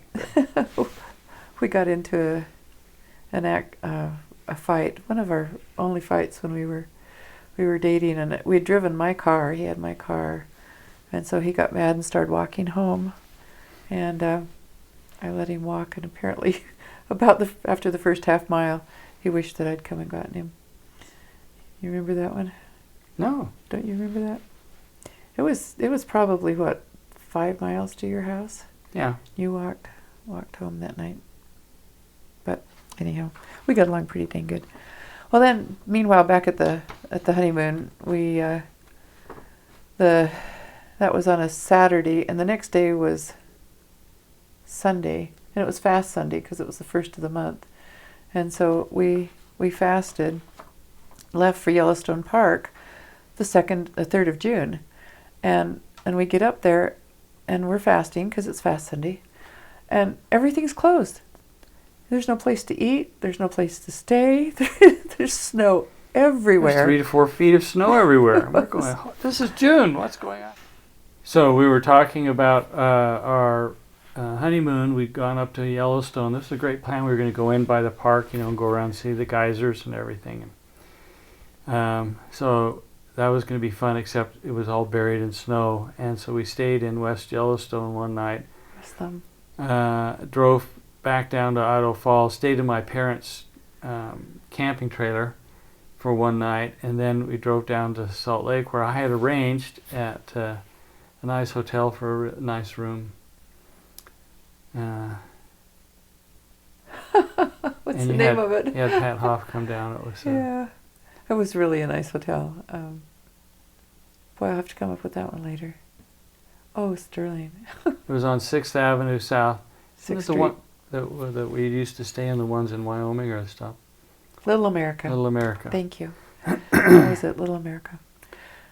And then my dad had pulled down a trailer. We had bought a trailer, an 8-foot by 40-foot trailer, and that 40-foot included the 2 or 3-foot front pull.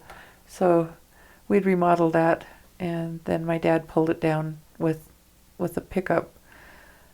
By the time he got there, he had sweat things clear under his arms because it was so hard, and It was windy. had it in Spanish Fork. I always like to do things on windy days. Yeah, it's true. And pulled it down to Spanish Fork, and we were in the same trailer park as Linnea and Wade, and had a lot of fun swimming and stuff with them. Wade would sink to the bottom of the pool. We'd pay tag, and he'd sink to the bottom, and If he stopped swimming, he went right to the bottom of the pool. I never seen anybody that could do that. Very muscular. Very solid. hard to catch him. Yeah, we played tag. We had a lot of fun.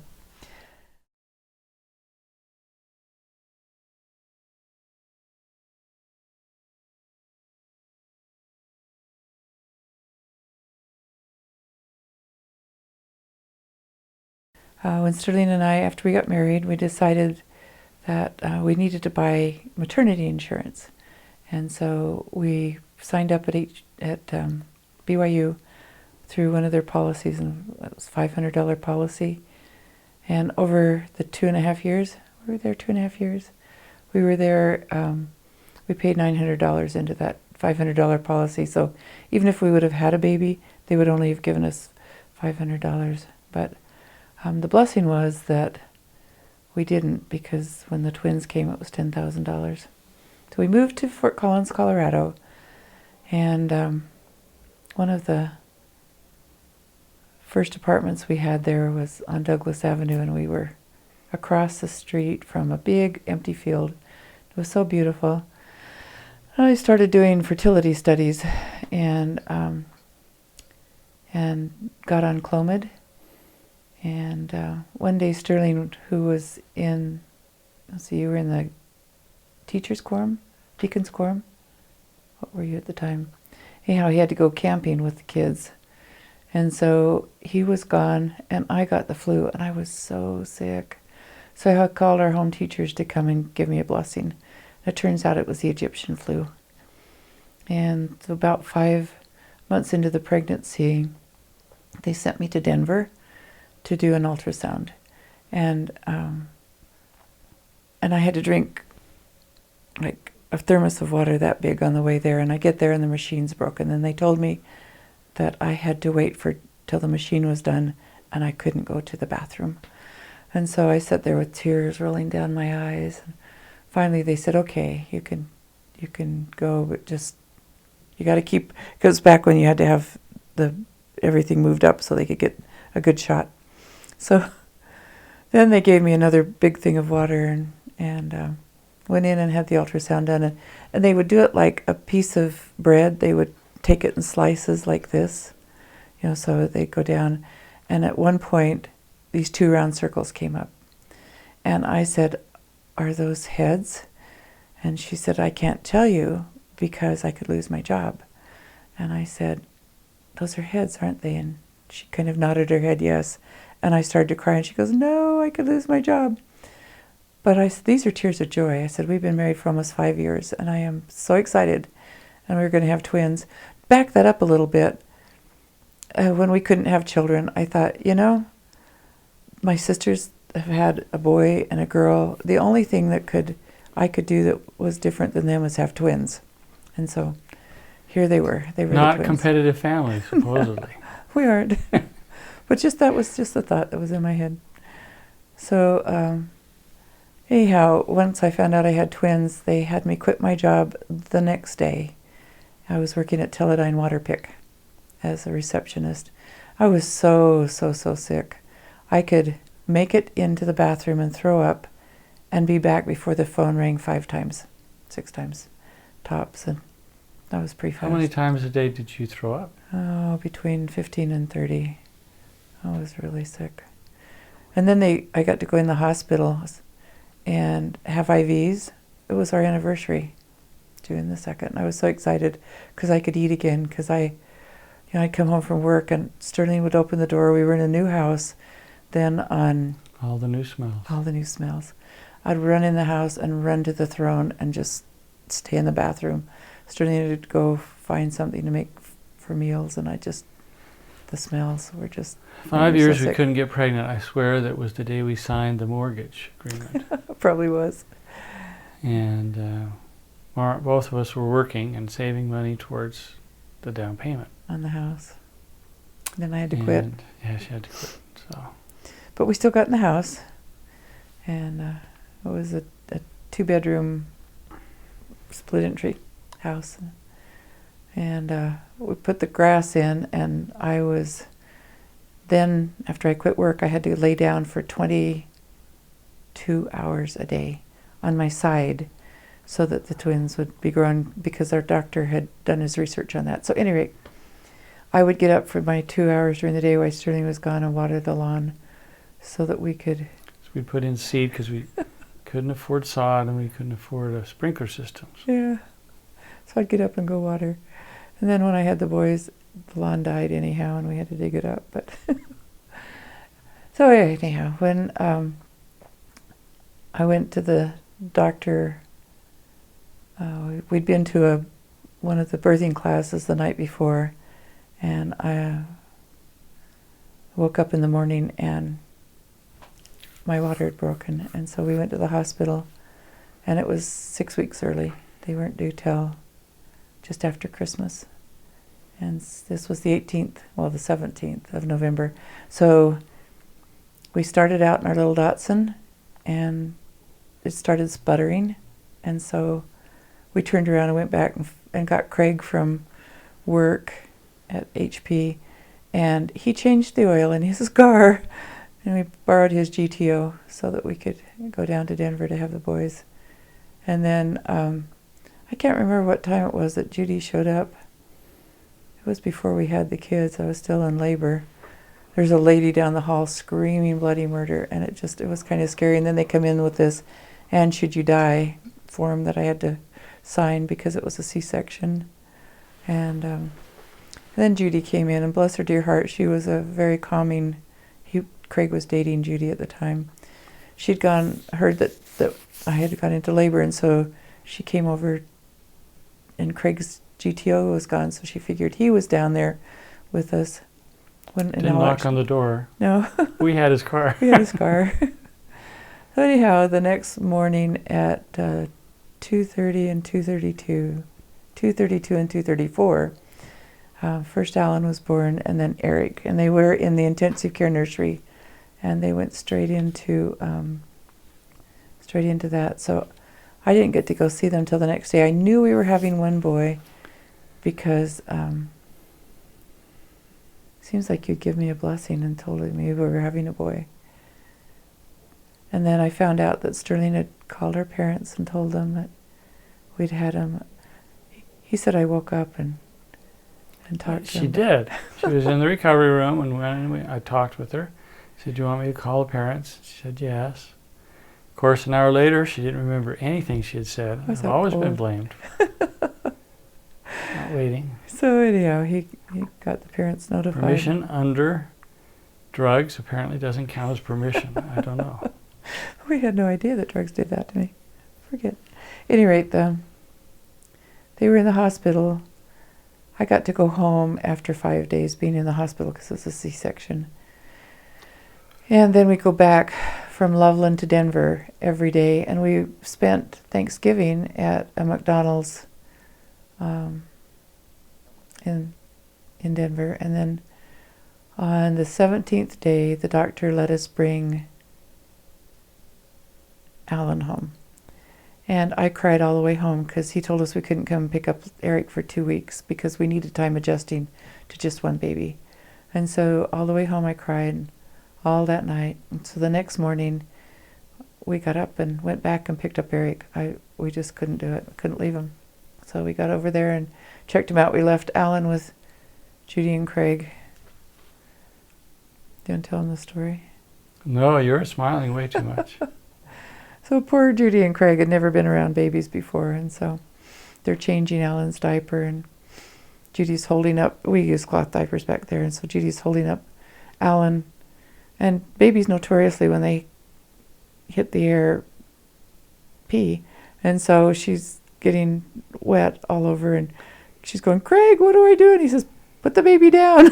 So put it down and covered it up, but it was just fun. Put his hand over. She had no idea what to do.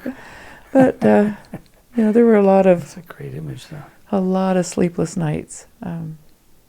I got about 2 hours of sleep in 15-minute stretches every day. That was about it. And I would lay on the floor and nurse one, and then I'd roll over and nurse the other one, and then they'd wake up, and we'd try to sleep in between because I wasn't smart enough to put them on schedules. But... that happened. The first year was one of the funny stories is I was looking, the kids were playing in the yard. The kids, they were outside, and one of the was running around. I'm looking around thinking, "Where's Eric? Where's Eric?" And Sterling said, "Maureen, you're nursing him." So you just get to the point that you're just so tired you don't know anything. And then they were born the 18th of November, 1976.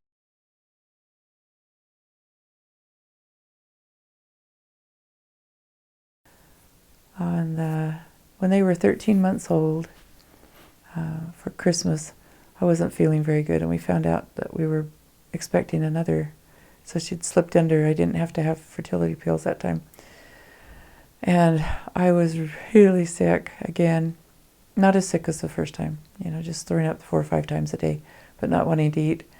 And one day the boys got diarrhea, and Sterling came home, and there were 18 diapers packed in the toilet for him to clean out because I couldn't do it. I just throw up every time I'd go in to wash them out. So he got to come home and do that. And he was such a huge help with the boys. He would bathe them. If one of them got bathed, it was him. If they got changed in the night, it was him.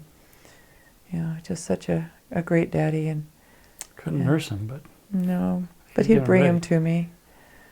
We tried bottle feeding. The doctor said we had to either choose one or the other. Because their immune systems were so fragile, we decided to do that. So anyhow, I was pregnant with Carol, and then... It wasn't until years later that Pat and Rex James got us in a course that they had taken by Vernon Wolfe called Good Life. And we found family pattern that 5 years we get a boy, one or more boys. And about 21 months we get a girl after that, and then 5 years for a boy, and 21 months for a girl, and 5 years for a boy, and that's the pattern we followed all the way through. That's David. like 15 kids. That was scary. Anyhow, it's true, that was a pattern. So I was pregnant with Carol, and one night I wanted to know whether it was a boy or girl. One night I had a dream, and in the dream I saw this beautiful little girl, and she was in a long flowing dress, and I was holding her. And then when we had her blessing picture taken, it was exactly like my dream. It was just, that was her. So I knew we were going to have a little girl, and we were going to name her Jennifer Ann. And then when she was born, she was a Carol. That was her name. And she has been a joy. Carol is a song of joy. And she really has been a joy. And it was a real blessing to know that she was supposed to come, because we'd had the boys, and they just loved her.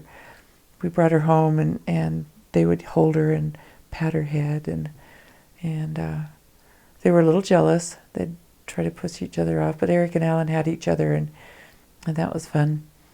When Eric and Alan started to crawl, Alan would crawl, and Eric would hold on to his pants and go along after him on his knees, and that's the way that's the way they get around a lot.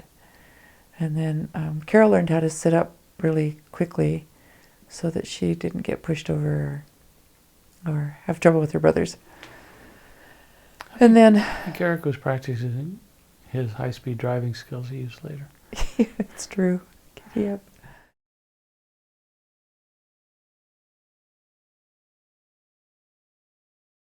We had a 5-year break, and one time we were down in Utah, and we went to a Lynn Bryson concert, and we were there for a seminar.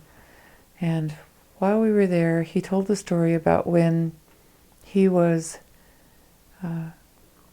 living with a friend, and that they had a little boy that was 3 years old. And when he went downstairs and asked the little boy, Well, they were how long playing have we with known toys, each other? and How long have we known each other? The little boy says, in this life or before we came here? And he goes, wow, how about before we came here? And he said, well, we were all dressed in white, and you had a lot of girls around you. And so he went up and started talking to the little boy's mother, and Well, he said, how do I know if he was really remembering? Well, the thing he said also was, I remember you going and we were all waving our hands. That wasn't until later. Because he went up and asked his mother, well, how do I know if he's really remembering it? And she said, well, he doesn't know the order we came in. I came first, and then his dad, and then you were born. And so he said... He'll assume that his dad came first. Because he's the oldest. Dads are older. So then he went back downstairs, and he said, so, did I wear glasses? Because he wore glasses. And he says, no. And we all shopped at the same store because we all wore white. And he said, so, who came first? And he goes, well, Mom left first, and then Dad came, and then when you left, I was all alone, and we were waving goodbye to you. And so Lynn remembered that when he was a child, that he could remember leaving heaven. And his parents, if I remember right, didn't believe in God or anything. And he says, he told his mom, I remember these golden hands waving at me. And she goes, oh, that's just a dream. That didn't really happen. And so when this little boy said that, it made him realize that he really was remembering. And so they talked to him off and on about it. But when he said that, then I was all alone, these hands, then I thought, oh my gosh, there's another one to come. In the Salt Lake Temple, right after I had Carol, the doctors told me, when I was in labor with her, I ended up you know, they tried said to do natural instead of C-section. Yeah, and so the doctor, when I had the baby, said that I had another half hour and I would have ruptured, so that I really shouldn't have any more children because I scarred really badly. And so we were in the Salt Lake Temple, and I was sitting there waiting to go through the veil, and I asked Heavenly Father, how many more children are there to come? Should we just have these 3? You know, what should we do? And it's like a conduit opened as I was sitting there pondering this, and it was just a light I could feel come down and fill my whole body, and I knew there were 2 more. So when we got through the veil, I asked Sterling to pray about it, and he prayed about it and looked at me. He says, well, 5. And I'm thinking, no, not 5 more. And then he said, no, there's 2 more. It's 5 total. And you said there was a little girl and another one. So Laura came to him in the temple and told him that there were 2 more up there. And so I knew that there were the other 2 waiting. And so we went on Clomid this time, and that, not Clomid, Dong Quai. And Yes, that helped shorten my cycle so I could we're doing it to lengthen help, it. Yeah, help her with her because I had a short cycle. hormone stuff, and it started changing her cycles, lengthening it out. And so then I got pregnant with Daniel. I was quite sick with him as well. And then when let's see, we set my C-section date up for the 18th of September because I come early anyhow, and so they set it up a week earlier than my due date. And so I was leading music, or was supposed to lead music in church, and I got there and I kept having these Braxton Hicks, and somebody else had to lead for me. And then during Sunday school, I sat out on the couch at church, and while I was sitting there, my sister-in-law, who Craig had then married Judy, came out, and she said, you don't look like you're feeling very good. And I said, well, I'm just having some Braxton Hicks, because this was the 11th of September. And she says, well, how close are they? And I said, oh, they're just bothersome, they're close. But so she timed it, it was every 2 minutes. And so I go, maybe we better go to the hospital. And so at 8:37, 8:28, Daniel was born at 8:28 on Sunday night. And Unusual for us to have children at night. yeah, it really was.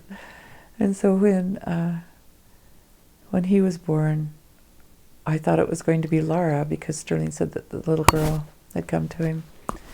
So when it was Daniel, and we started, let's see, and Daniel was going to be Jonathan. Is that right? And on the way home from the hospital, on the way home from work, it seems like you pulled over and prayed, and Daniel was what came to you, if I remember right. Yeah, we'd spend a lot of time looking at names in baby books. Never did us any good, really. God always had their names picked out before they came. And so then we brought Daniel home, and oh my gosh, Carol was the sweetest big sister. She's 5 at the time, and she loved him and mothered him, and took such good care of him, bring me his diapers, and the boys were mildly interested. Yeah, they were off having fun. They were 7. Daniel was a real blessing in our home, and he would get all the neighborhood kids and gather them around and teach school, and he was just a very kind and loving child.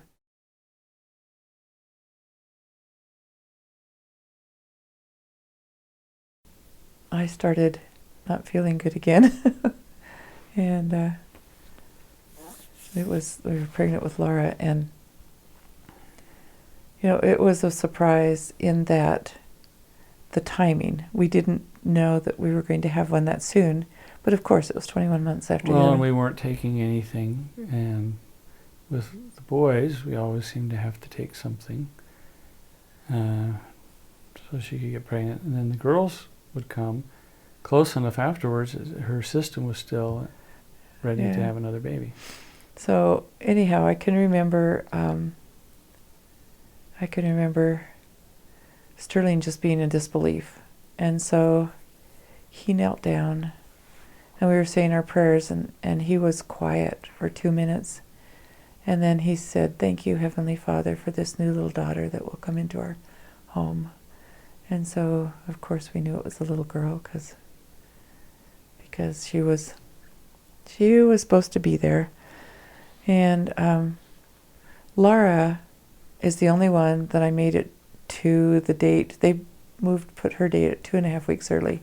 My birthday is the 6th of June, and I didn't want her to have to share a birthday, so we had my C-section date set up for the 8th, and it was great. We woke up in the morning at 6 and went into the hospital, and she was the perfect little baby. Her head was beautiful and round, and anyhow, she weighed 6 pounds and 14 ounces, and she would fit in Cabbage Patch doll clothes. She was just tiny and cute, and we brought her home, and of course she was just the hit of everybody, and Alan and Eric thought she was just all that and more because they could get all the girls' attention with her and stuff. She was a fun baby. We had a harder time with her because she had trouble with milk. We were drinking whole milk at the time, so I think the fat in it.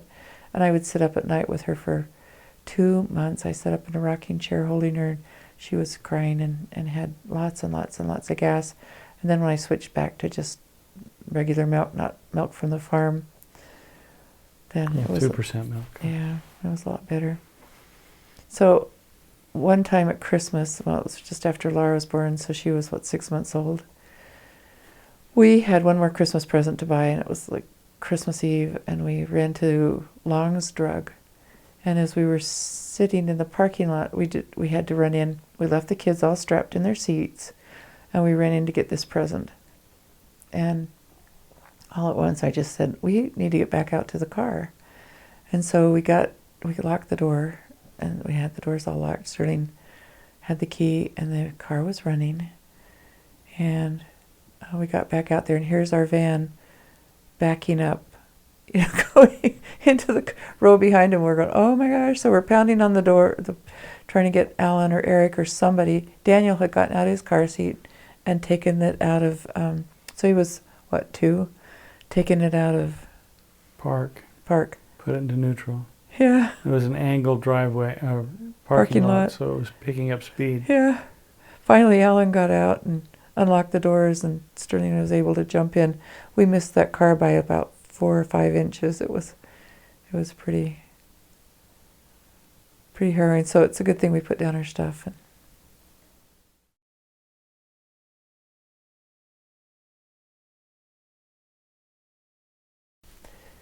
When I had a bad back, and I was going to go in and get an MRI done, and they told me, we'd moved here to Boise, and they told me,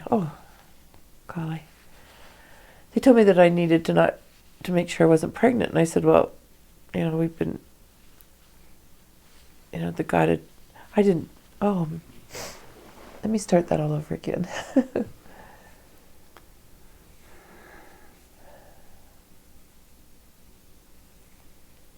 So one night, It was after Laura had been born. We had our 5 kids like you got in the temple. So like now the question is, both got in the temple. do we do something medical so you don't get pregnant again? Yeah. And so when we were praying about it one night and talking about it, we realized that there were 3 factors in having a child, and we'd already had the ones we were supposed to have, so we were fine. We didn't need to do anything. And so for almost 5 years, we didn't have a child. And so here I am now, ready to go to the doctor, and see about my back problems. And they said I need to go and get a pregnancy test. Well, I didn't have a doctor, so I called and went down to the hospital, and they told me I needed to call my gynecologist. And I went, that's interesting. And when I called him, they told me I was pregnant. Well, this was on our anniversary. I think it was our 42nd anniversary. I was 41 years old. How old? Could be our 37th. What was it? If you're 41 years old, we had a lot less than 40 years of marriage. See, he's the math guy. It's true. I was 41. It wasn't our 41st anniversary. I was 41. Yeah, so it's like we were got married when you were 22, so we've been married 18, 19 years, somewhere in there. There we go. Yeah, the boys weren't like way old. It's true. So, anyhow, back at the farm, a neighbor had a boat up at Lucky Peak Reservoir, and so we were going to go up and go on a boating outing, but I told Sterling that I was pregnant, and I cried all the way up there. On Chinden Boulevard, just before the connector. We were both just stunned. It was just, wait a minute, God told us we had 5 kids. It was really a shock. That one was a shock. And so as we're going up, we just sat in the boat, and we never took it out of the bay. She had cheese and crackers and everything up there for us, and sparkling cider. Yeah, sparkling cider, and we just sat and cried and held each other, and then went back home resolved to have this baby. But I complained a lot. I was really sick. I didn't feel good. About 11 weeks into it, I started spotting. I was outside working in the yard in the Columbine house, and I started spotting. And I thought, wow, there's something wrong here. So that night, as I knelt down to pray, I asked Heavenly Father, what's the deal? Aren't we supposed to have this baby? And he told me that I didn't have to. This was a gift. And that if I wanted this pregnancy to end, that it would end right there. That was very humbling. I guess before that, my parents had come, and I went to the temple with them when they were here in Boise. And I was in the celestial room and praying and asking Heavenly Father, who broke this contract? To me it was the contract. I 5 kids, and here I'm pregnant with our 6th. What did I do? And the Lord told me through the Spirit that that I had knelt down and prayed a couple months before and asked Heavenly Father, Laura's in preschool, kindergarten. What do you need me to do? And I was talking to Sterling about this, and do you want to tell him your experience?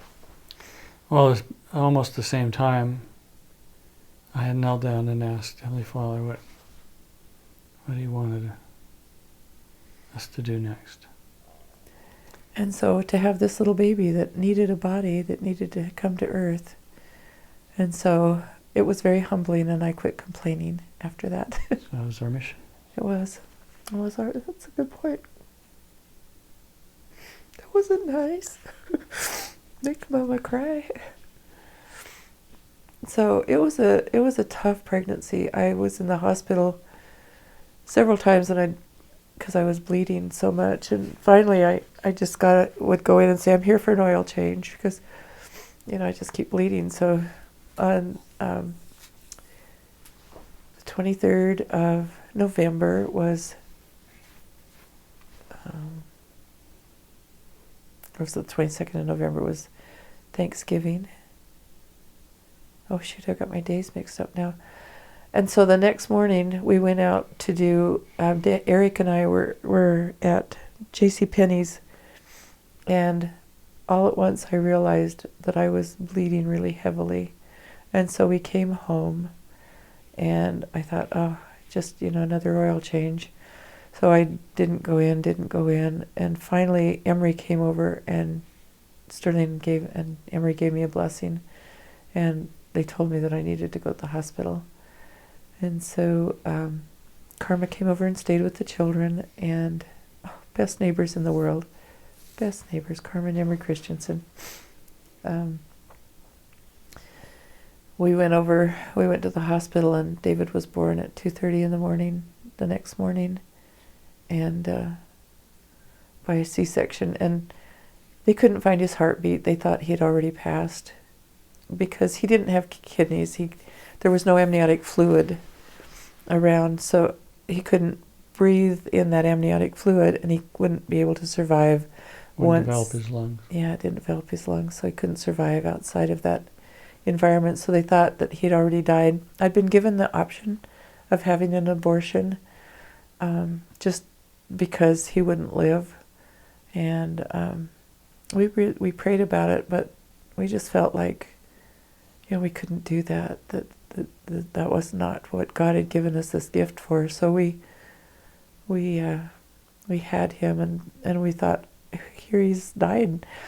But he was born, and he let out this little cry, and Sterling went with them to the NICU, and then they fought to save my life because I hemorrhaged and bled. The doctor told me later, up into my chest, and if it had hit my brain, I would have died too. So he was working on saving my life. But Sterling and the doctor were able to give David a name and a blessing, and then Sterling was able to hold him when he passed away. And it was a really hard thing to do, and yet what a blessing he's been in our life. He's been our little guardian angel so many times, and I will forever be grateful for David coming and watching over our family and our children. And he's walked with all of them at different times.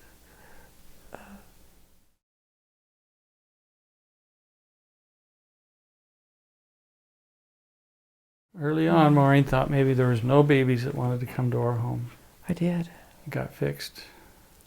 Well, I felt that way because I felt like nobody wanted to come, that we were being punished because we didn't go on our missions. We got married instead, but we were told to do that by an apostle. So that was always a tough spot for us. And we were going to go on a mission when we got older.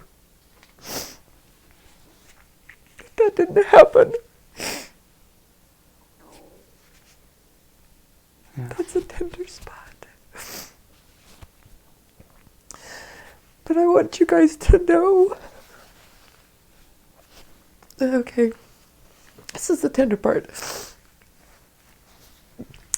My testimony is so strong.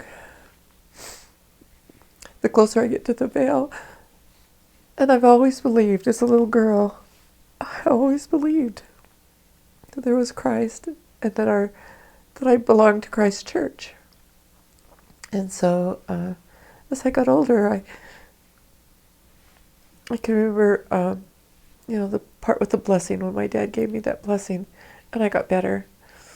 And I got a lot of blessings through my life, either through my dad or the bishop, or Sterling's been wonderful in our family to give blessings to our children. He's been worthy to do that, and I'm so grateful for that.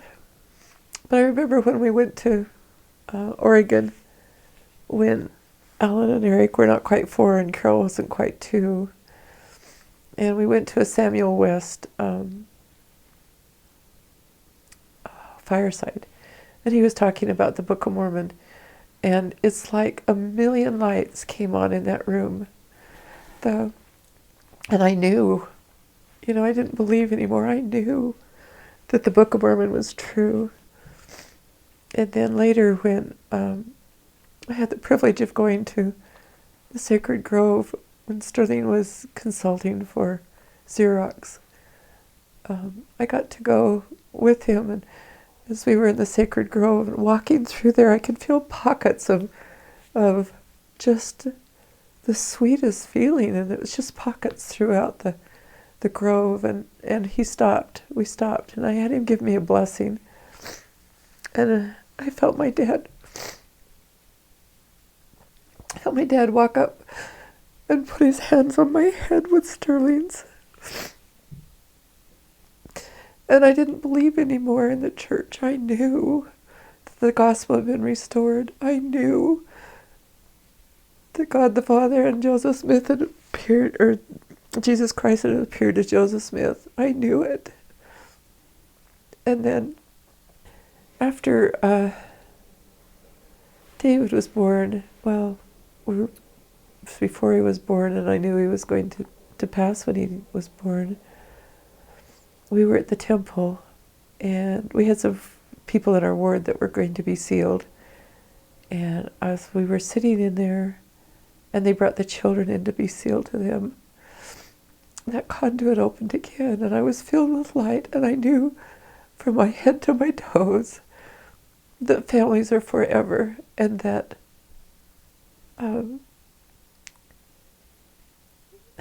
that was real, that our temple covenants are real. And I didn't have any doubt, so I know. And I am grateful for that knowledge, and I'm grateful for my testimony. And my prayer every day is that my children and grandchildren will give their own testimonies, and that they'll be strong and have strong and abiding testimonies, because there are trials that are going to come. There are people that want to lead you away from that path. And I know you guys can stay strong. I know you can. I have faith in you, and I'll be watching over you. I want you to know how much I love you. I just want the very best for you all, and there'll be trials. And that's why we're here, is so that we can have trials and so that we can grow. You know, learn to talk to one another, learn to be good to one another. You know, really work things out. Yeah.